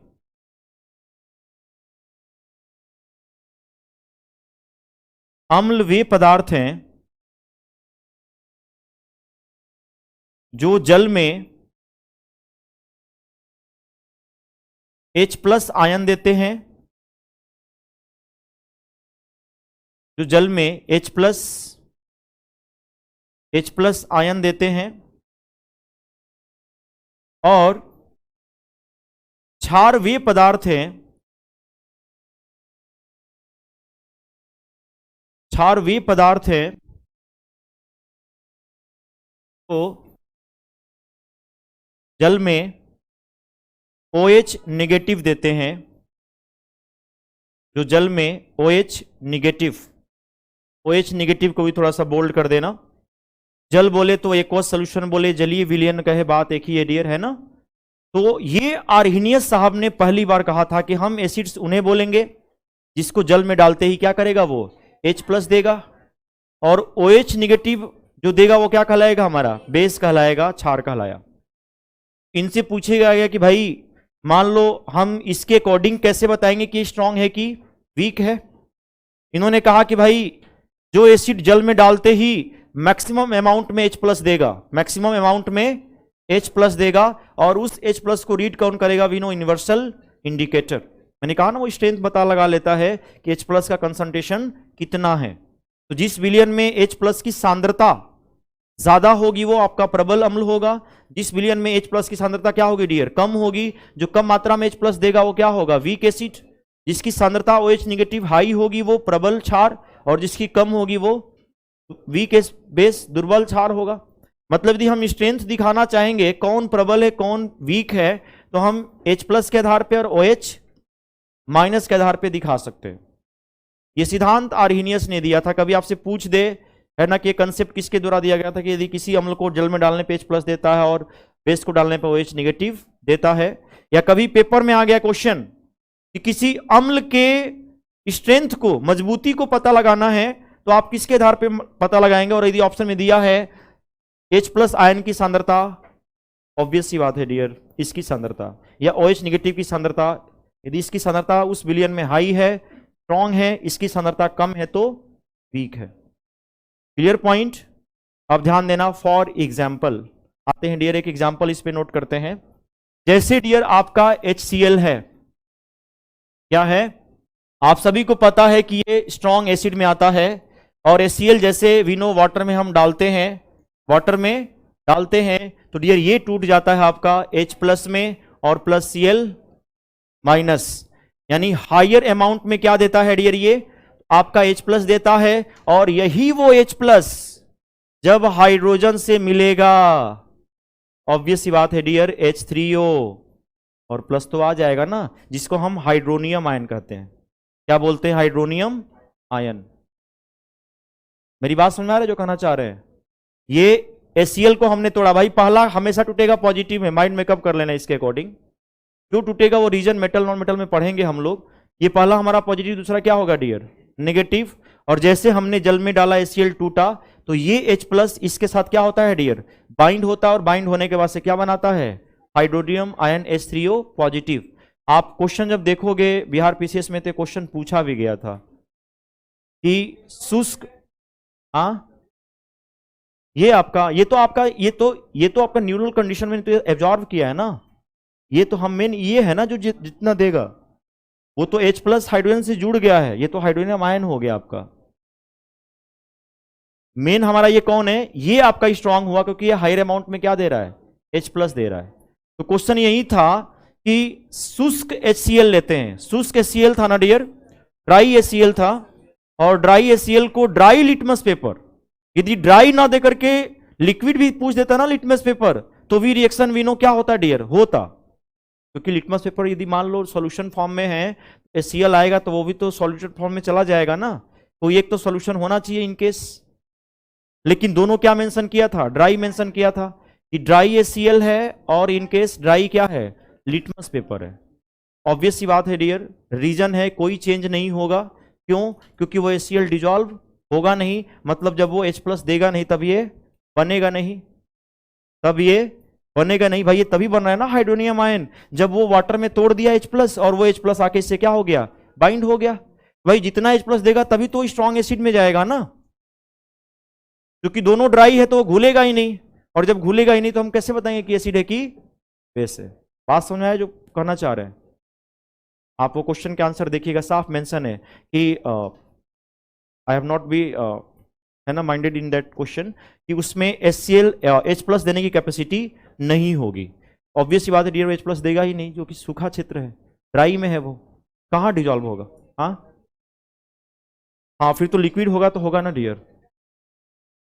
तो ड्राई है तो वो जाएगा तो फिर उसको तो कर देगा ना मॉइस्चर, दोनों को मिलाएंगे ना, तभी तो दोनों ही ड्राई पूछा है, दोनों ही ड्राई पूछा है। कोई एक भी लिक्विड होगा तो चल जाएगा ना भाई, कोई एक भी लिक्विड होगा तो चल जाएगा ना, इनकेस कोई एक लिक्विड होगा। भाई आप मान लो HCl ले लिया लिक्विड फॉर्म में, लिक्विड वर्जन में, वो ड्राई नहीं है, आप डालोगे उसमें तो वो भी तो लिक्विड कॉन्टेक्ट में जाएगा ना, तो अपना कलर छोड़ देगा इनकेस। कहने का मतलब ये है।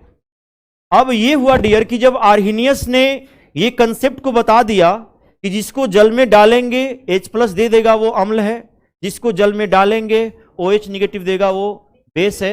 लेकिन अब प्रॉब्लम ये आ गई कि कई ऐसे अम्ल आ गए जो जल में घुलते ही नहीं है, जो जल में वाला कंडीशन आ गया भाई, उनके पास ड्रॉबैक आ गया। अब बताओ ये कैसे होगा भाई? ऐसे अम्ल आपने तो बोला कि भाई जल में घुलेगा तभी देगा ना H+, लेकिन कई ऐसे अम्ल आ गए जो अम्ल है लेकिन वो जल में घुल ही नहीं रहे, फिर आप कैसे बताओगे कि एसिड है कि बेस है? उनके पास ये समस्या आ गई।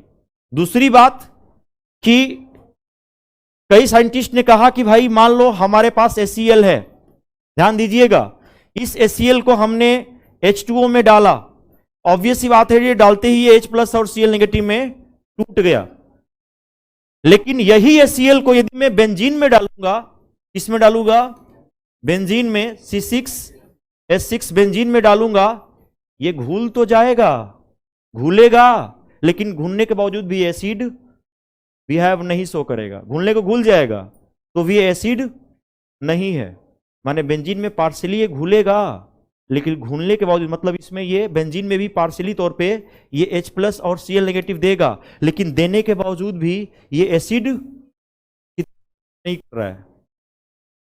बात समझ में आ रहा है जो कहना चाह रहे हैं? उसने सिर्फ वाटर के परिप्रेक्ष्य में बताया था कि जल में डालेंगे तभी होगा। रीजन है कि ये HCl टूटा तो इस H+ को लेने वाला कौन आ गया?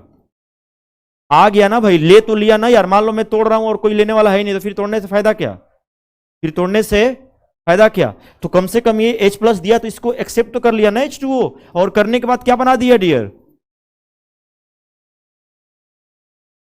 ये बना दिया डियर आपका H3O पॉजिटिव बना दिया, एक्सेप्ट किया ना। लेकिन बेंजीन ये करेगा ही नहीं, खुद ही अपने आप में स्टेबल है, खुद ही अपने आप में। अब बेंजीन में डाल दिया, ये टूट गया, इनका प्रोटॉन ले ही नहीं रहा है, वो बोला हमें मतलब ही नहीं है। जब हम खुद स्टेबल हैं तो हमें क्या चाहिए, लेने की कोई नीड। दैट्स वाई देखो HCl बेंजीन में क्या होता है, एसिड की तरह एक्ट नहीं करता, क्योंकि H+ देगा लेकिन वो H+ लेने वाला कोई नहीं है। और H2O में H+ दिया लेकिन उस H+ को किसने ले लिया? वाटर ने ले लिया। यहां पे वो H+ की तरह बिहेव कर रहा है, लेकिन बेंजीन में H+ की तरह वो एसिड की तरह बिहेव नहीं कर रहा, क्योंकि वो H+ लेने वाला नहीं है। भाई कोई तभी लेगा ना जब उसके पास नीड है। आप पढ़ोगे इनऑर्गेनिक, जब आप पीरियोडिक टेबल पढ़ोगे ना, तो आप लोग पढ़ोगे इनर्ट एलिमेंट्स, अक्रिय तत्व किसके साथ क्रिया करते हैं? वो helium, neon, argon, krypton, xenon, radon, astatine, किसी के साथ क्रिया नहीं करते, एकदम फ्री स्टेज में, सारे फुलफिल है, सारे फुलफिल है। और यदि लेन देन करेगा भी, आप लोग बॉन्ड के बारे में पढ़ेंगे, कोवलेंट वगैरह बॉन्ड से क्वेश्चन आते हैं, उनकी स्ट्रेंथ से क्वेश्चन आते हैं जब हम लोग ऑर्गेनिक केमिस्ट्री पढ़ेंगे। तो डियर जब वो बॉन्ड की बात करेगा ना, जब वो बॉन्ड आपस में बनाते हैं तो लेन देन करते हैं वो आपस में, स्टेबल होने के लिए। क्या होने के लिए? भाई कोई भी एलिमेंट सोचेगा ना, यदि हमारे पास 1 है तो हमारा 2 हो जाए, 1 है तो 7 है तो 8 हो जाए, 17 है तो 18 हो जाए, 32 हो जाए। यानी कोई भी एलिमेंट यही सोचेगा डियर कि हमारा 2, 8, 18, 32 ये वाला कंडीशन हमारा होना चाहिए। हम बिल्कुल इनर्ट हैं, हमें किसी से मतलब नहीं है। बात समझ आ रहा है? तो ध्यान देना, जिसके पास 1 है, लास्ट में 2 है, 3 है, वो देगा, वो देगा। सोचे कि चलो 1 है दे करके भी अपना 8 है ना, 2 है तो दे देगा, 3 है तो, लेकिन ज्यादा रहेगा तो देगा नहीं, क्या करेगा? लेगा। बात सुना रहे जो कहना चाह रहे हैं? भाई मान लो मैं आपसे 10 रुपये मांगू, आप दे दोगे, मैं बोलूं 10 लाख, फोन बंद कर दोगे? सिंपल सा इक्वेशन है भाई। वही इक्वेशन यहां पे है, 1 दे देगा, 2 देगा, 3 देगा। जो देते हैं वो क्या होंगे? मेटल, और जो लेते हैं वो क्या होते हैं? Non metal. तो मेटल और नॉन मेटल आपस में रिएक्शन करते हैं, तभी तो आयनिक बॉन्ड बनता है, लेन देन एक्सचेंज होता है। हाँ भाई आ जाओ, लेन देन करके एक बॉन्ड बना लेते हैं, स्टेबल हो जाओ, आप भी हम स्टेबल हो जाए। जब तक वो स्टेबल होंगे नहीं तब तक वो साथ में नहीं रहने वाले हैं। यदि उनको कोई बुला लिया ना स्टेबल वाला, भाई आ जाओ मेरे पास स्टेबल है, तुरंत छोड़ के चला जाएगा स्टेबल के पास। तो स्टेबिलिटी वहां भी क्या होती है डियर? जनरेट होती है। समझ रहे हैं भाई? केमिस्ट्री हमारी उतनी पुरानी है जितना वैदिक लिटरेचर, वैदिक सभ्यता उतनी पुरानी क्या है हमारी? केमिस्ट्री है। बस अंतर यह है कि फॉरगेटफुलनेस इसमें बहुत ज्यादा होता है, आज पढ़े कल रीसेट। लेकिन थोड़ा बहुत कंसेप्ट माइंड के अकॉर्डिंग पढ़ लेंगे तो याद भी हो जाता है। अब ध्यान देना डियर, ये आर्हीनियस का ड्रॉबैक आ गया कि भाई आपने सिर्फ जल की बात किया, और कई ऐसे अम्ल आ रहे हैं जो जल में घुल ही नहीं रहे, तो भी ये अम्ल है। हम कैसे बताएं कि अम्ल है? जब जल में घुलना चाहिए तब तो होना चाहिए आपके अकॉर्डिंग। फिर कहा यार आपने कहा एक्वस सोल्यूशन एक्वस विलियन में डालो, हमने बेंजीन विलियन में डाला, एसीएल तो टूट गया, लेकिन टूटने के बावजूद भी वो क्या है? एसिड के बिहेव नहीं कर रहा है, क्योंकि वो H+ ले ही नहीं रहा है बेंजीन उससे। यहां तो H2O ले लिया। तब आया आपके, ध्यान देना, एक ब्रॉन्स्टेड लोरी आया। कौन आया? ब्रॉन्स्टेड लोरी। बोला ध्यान देना, जो H+ देगा, जो H+ वो एसिड है, क्या है? जो लेगा वो क्या है? लेकिन इस कंसेप्ट से ज्यादा आपका सबसे ज्यादा ऐसा कंसेप्ट आता है जो आप तीसरा पढ़ोगे, पहले उसी को पढ़ा जाएगा, लेविस। कौन है? लेविस। ध्यान देना डियर, जब ब्रांचेट साहब कहे ना कि जो H+ देगा वो एसिड है और जो H+ लेगा वो क्या है? बेस है। तो कई ऐसे एसिड बेस आए ना, न देते हैं ना H+ वो देता ही नहीं है। तो उसके लिए प्रॉब्लम आ गया कि भाई बताओ अब क्या होगा। तब वहां पे लेविस टपक के आ गया, बोला ऐसा है कि जो इलेक्ट्रॉन पेयर देगा ना, जो देगा वो बेस है, लेकिन देगा तो 2 देगा, 1 नहीं देगा। कितने देगा? 2 देगा। इलेक्ट्रॉन पेयर जो देगा वो क्या है? बेस है। और जो लेगा वो क्या है? एसिड है। हालांकि बहुत तरह के कॉम्बिनेशन होते गए और आपको ना एसिड बेस की पहचान भी देखने को मिलता है पेपर में। मैं इसलिए आपसे इस कंसेप्ट की जिक्र कर रहा था, लेविस वाले सिद्धांत से क्वेश्चन आ जाते हैं कि इनमें से अम्ल कौन है, इनमें से अम्ल, और उसके एग्जाम्पल आपके पेपरों में कई बार डियर पूछे गए हैं। दैट्स वाई हम लोग लेविस के अकॉर्डिंग बात करते हैं अभी। और लिखिएगा लेविस थ्योरी, या उसको लुईस थ्योरी भी कहते हैं अपने लैंग्वेज में, नोट करेंगे लेविस थ्योरी, जिसको लुईस सिद्धांत के नाम से भी जानते हैं डियर। लुईस सिद्धांत, लेविस थ्योरी। हिंदी में, इंग्लिश में लिखते करो, हिंदी में कुछ और है ना। लुईस सिद्धांत, लेविस थ्योरी। ये आर्हीनियस समझ में आ गया ना? लिखिएगा,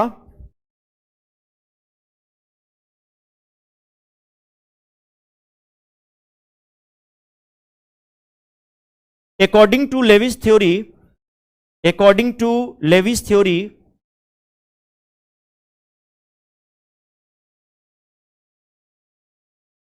a base is a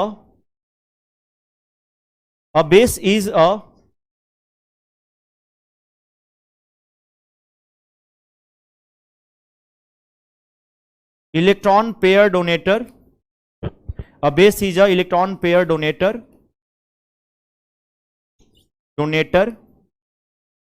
and an acid is a an acid is a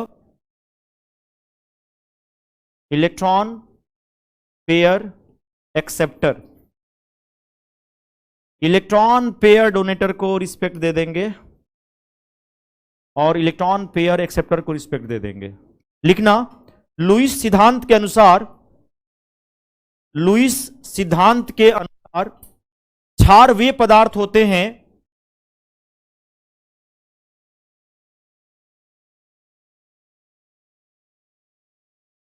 क्षार वे पदार्थ होते हैं जो जो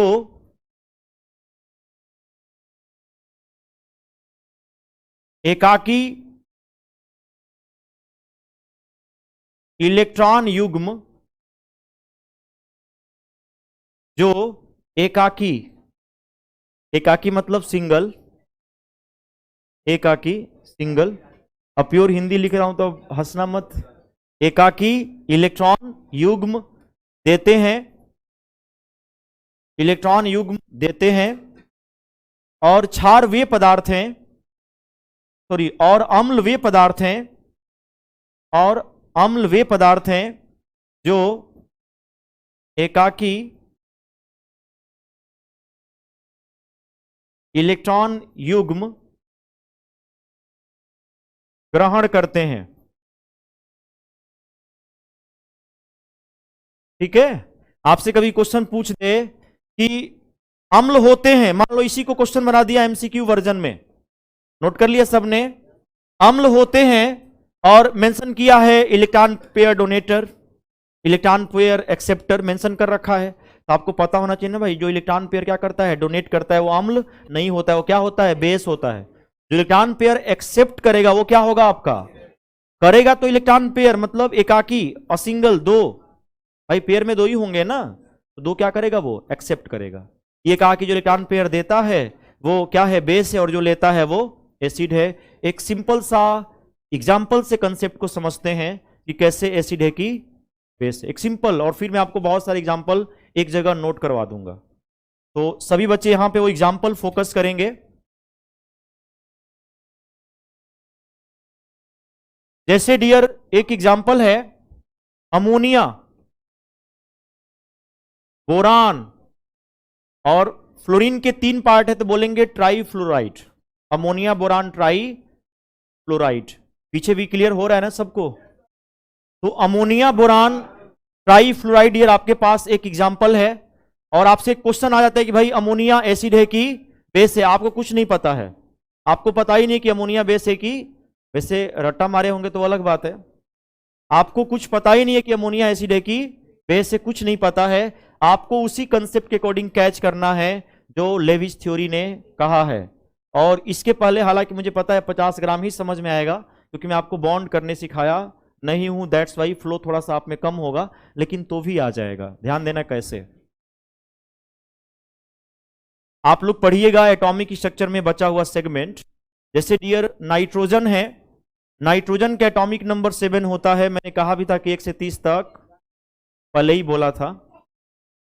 हम पहला सेल में 2 रखेंगे, दूसरा सेल में, आप सभी को पता है डियर कि किसी भी रासायनिक अवक्रिया में हमेशा बाह्य कोश का इलेक्ट्रॉन क्या करता है डियर, भाग लेता है, अंदर का इलेक्ट्रॉन भाग, यदि कोई लेन देन करेगा ना आपस में तो अपने बाहर वाले से करेगा, अंदर वाले से।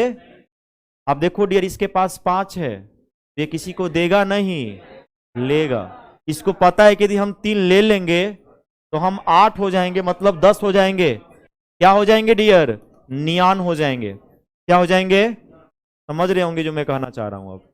तो यहां पे डियर नाइट्रोजन के पास, कैच करिएगा, नाइट्रोजन के पास 5 इलेक्ट्रॉन, में 5 इलेक्ट्रॉन दिखा दे रहा हूं, ये 5 इलेक्ट्रॉन इसके पास बैठा है, ये जब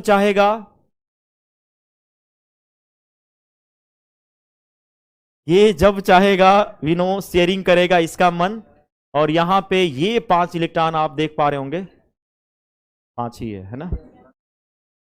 और यहां पे डियर ध्यान देना, इसके साइड वाइज कौन बैठा है, तो इसके साइड वाइज डियर हाइड्रोजन बैठे हैं। कौन बैठे हैं, हाइड्रोजन, क्योंकि भाई 3 हाइड्रोजन है ना, तो हाइड्रोजन का तो एक ही होता है, तो ये सोचेगा ना हमारा 2 हो जाए, हम हीलियम हो जाएंगे, क्या हो जाए तो ऑब्वियस सी बात है डियर, कैच करिएगा।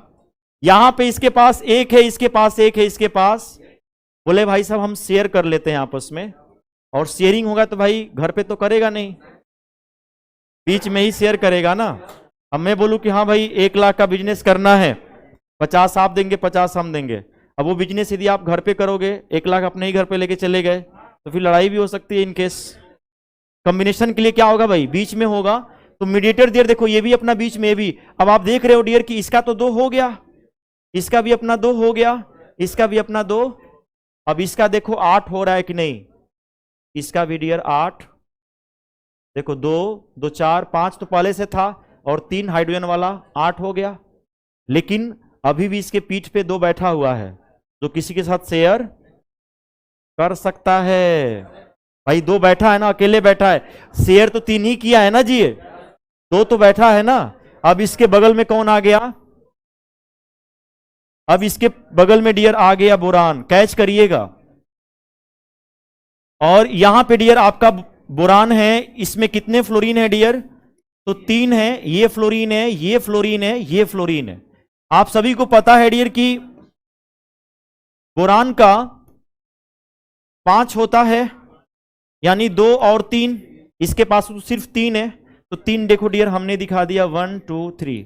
फ्लोरीन का डियर 9 होता है, 2 और 7, 2 और, यानी इसके पास डियर 7 है, 2 2 4 2 6 1 7, 2 2 4 2 6 1 7, 2 2 4 2 6 1 7। अब ध्यान देना डियर, अब फ्लोरीन के साथ इनका जब कॉम्बिनेशन होगा, तो भाई इसका 8 हो गया कि नहीं, इसका भी 8, इसका भी 8।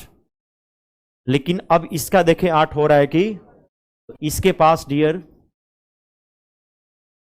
6 है, मतलब 2 की क्या है। अब बोलेगा इससे कि भाई साहब यदि आप मुझे दे दोगे तो मेरा क्या हो जाएगा, 8 हो जाएगा। आपके पास तो सिंगल बचा ही है। आप पढ़ोगे बॉन्ड में एक कोऑर्डिनेट बॉन्ड होता है, उप सहसंयोजी बंध होता है, जो एक को 2 देगा, सिर्फ देगा कितना, बदले में लेगा नहीं, सिर्फ क्या करेगा, उसको 1 2 इलेक्ट्रॉन दे देगा। और ध्यान देना डियर, उसको हम एरो से डिनोट करते हैं, किसे डिनोट करते हैं, एरो से। अब आप यहां पे क्या देख रहे हो, कौन 2 इलेक्ट्रॉन दे रहा है, तो ये आपका कैसा बिहेव करेगा। आप पढ़े नहीं हो कि अमोनिया क्षार होता है, आप याद किए होंगे ना कि अमोनिया क्या होता है, क्षार होता है। लेकिन यहां पे तो प्रैक्टिकली आपने एग्जामिन कर लिया ना। अब क्वेश्चन आ जाए कि BF3, क्वेश्चन पूछ दे कि भाई इनमें से एसिड कौन है, एसिड कौन है, और मान लो आपके ऑप्शन में BF3 दिया है, तो आप पकड़ में आ जाएगा ना कि हाँ भाई ये क्या है, एसिड है। क्योंकि एसिड वो होते हैं जो इलेक्ट्रॉन पेयर एक्सेप्ट करते हैं, बेस वो होते हैं जो। तो ये अपने आप में एग्जाम्पल हुआ कि नहीं, एक कंसेप्ट के अकॉर्डिंग। बात आया समझ में, तो इसको कहीं नोट कर लेना।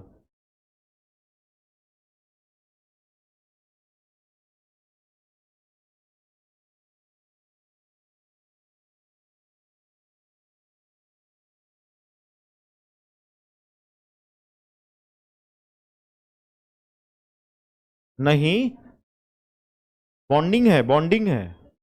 हाँ, दोनों के बीच में बॉन्डिंग है, जब मन करेगा ले लेगा, इनकेस बॉन्डिंग है, नोट करें। बड़े हंसते हो आप लोग, क्या दिक्कत है।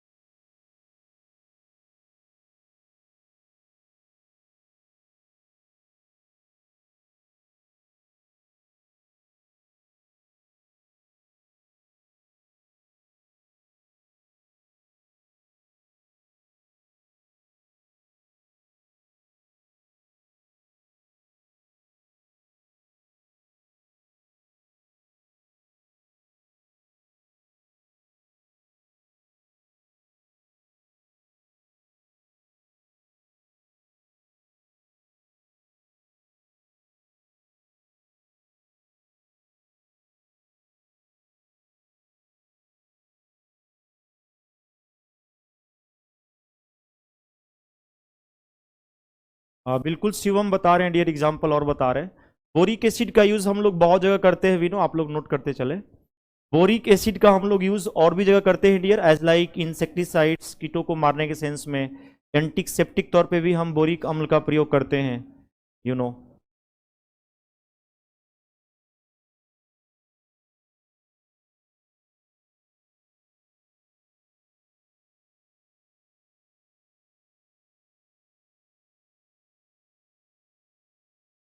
एक टेक्निक होता है इलेक्ट्रोप्लेटिंग। इलेक्ट्रोप्लेटिंग मतलब उस मेटल के ऊपर हम एक मेटल की कोटिंग करते हैं, उस इलेक्ट्रोप्लेटिंग में भी बोरिक अम्ल का यूज करते हैं।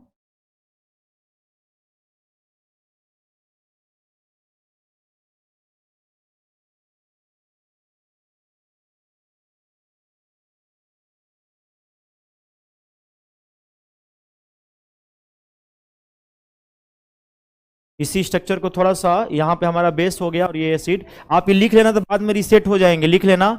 Electron pair donator, electron pair, नीचे लिख लो इलेक्ट्रॉन पेयर डोनेटर, और इसमें लिख लेना इलेक्ट्रॉन पेयर एक्सेप्टर। इसके 4-5 एग्जाम्पल है ना, वो जो समझा देंगे तो वही पेपर में लड़ता है विनो, और कोई नहीं लड़ता है इनकेस। ये इलेक्ट्रॉन युग्म ग्राही है, इलेक्ट्रॉन युग्म ग्राही हिंदी में बोलेंगे, और इसको इलेक्ट्रॉन युग्म दाता, इलेक्ट्रॉन युग्म दाता। तो अमोनिया ध्यान देना डियर, बेसिक नेचर का होता है, किस नेचर का होता है, और हाईली टॉक्सिक। यदि कोई वेस्ट प्रोडक्ट है तो कौन है, अमोनिया। इसलिए अमोनिया जहां बनता है वहीं से निकलता है। कभी भी अमोनिया बनेगा और ब्लड के थ्रू जाएगा नहीं, पता चला और भी ऑर्गन मिलते जाएंगे, उससे सबको डैमेज करते हुए बाहर निकलेगा। जहां से बनेगा वहीं से निकलेगा। इसलिए जितने भी जलीय जीव होते हैं ना, अमोनिया को निकालने के लिए जल का होना जरूरी है, ध्यान दीजिएगा। अमोनिया को निकालने के लिए जल का होना, बिना जल का अमोनिया नहीं निकलता है। इसलिए मैक्सिमम जो जल में रहने वाले जीव होते हैं वो क्या निकालते हैं डियर, अमोनिया निकालते हैं, मैक्सिमम जल में रहने वाले। लेकिन जल में जो मैमल्स होंगे वो नहीं निकालेंगे, जो जो रेप्टाइल्स होंगे, जैसे रेंग के चलने वाले भी सांप वगैरह होते हैं, समझ गए ना, वो यूरिक अम्ल निकालते हैं। क्योंकि यूरिक अम्ल को निकालने के लिए पानी का होना, इसलिए जो डेजर्ट एरियाज में रहते हैं ना जीव, सूखे क्षेत्रों में, वो यूरिक अम्ल निकालते हैं। जैसे कीट हो गया, रेप्टाइल्स, रेंग के चलने वाले, स्नेक वगैरह, लिजार्ड वगैरह, कॉकरोच वगैरह, ये सब यूरिक अम्ल निकालेंगे, क्योंकि पानी की कमी होती है बॉडी के अंदर। इवन बर्ड्स की बात करें ना, अब वो बीक से चोंच से कितना पानी भी नो कंज्यूम कर पाएगी, तो बर्ड्स भी नो क्या रिलीज करती है, यूरिक एसिड। तो कुछ ऐसे टॉक्सिक हैं जो अलग अलग जीव क्या करते हैं डियर, अलग अलग फॉर्म में क्या करते हैं, एक्सक्रीट करते हैं। जितने भी स्तनधारी हैं, मैमल्स हैं, और इनकेस उभयचर, वो सबके सब यूरिया निकालते हैं। कौन निकालते हैं, यूरिया, जो जल स्थल दोनों पे रहते हैं। क्योंकि उसको निकालने के लिए भी नो वाटर का होना क्या है डियर, जरूरी है। Am I clear. इसको एक यहां पे थोड़ा सा बना लेना अपने स्तर से भी, ये चूंकि ये नीचे फिगर ड्रॉ कर लेना डियर, क्योंकि इनके बीच सिंगल सिंगल की शेयरिंग हुई है, तो बॉन्ड क्या हुआ है, सिंगल। और यहां पे ये दिखा देना आप, नीचे भी ये फिगर थोड़ा सा ड्रॉ कर लेना।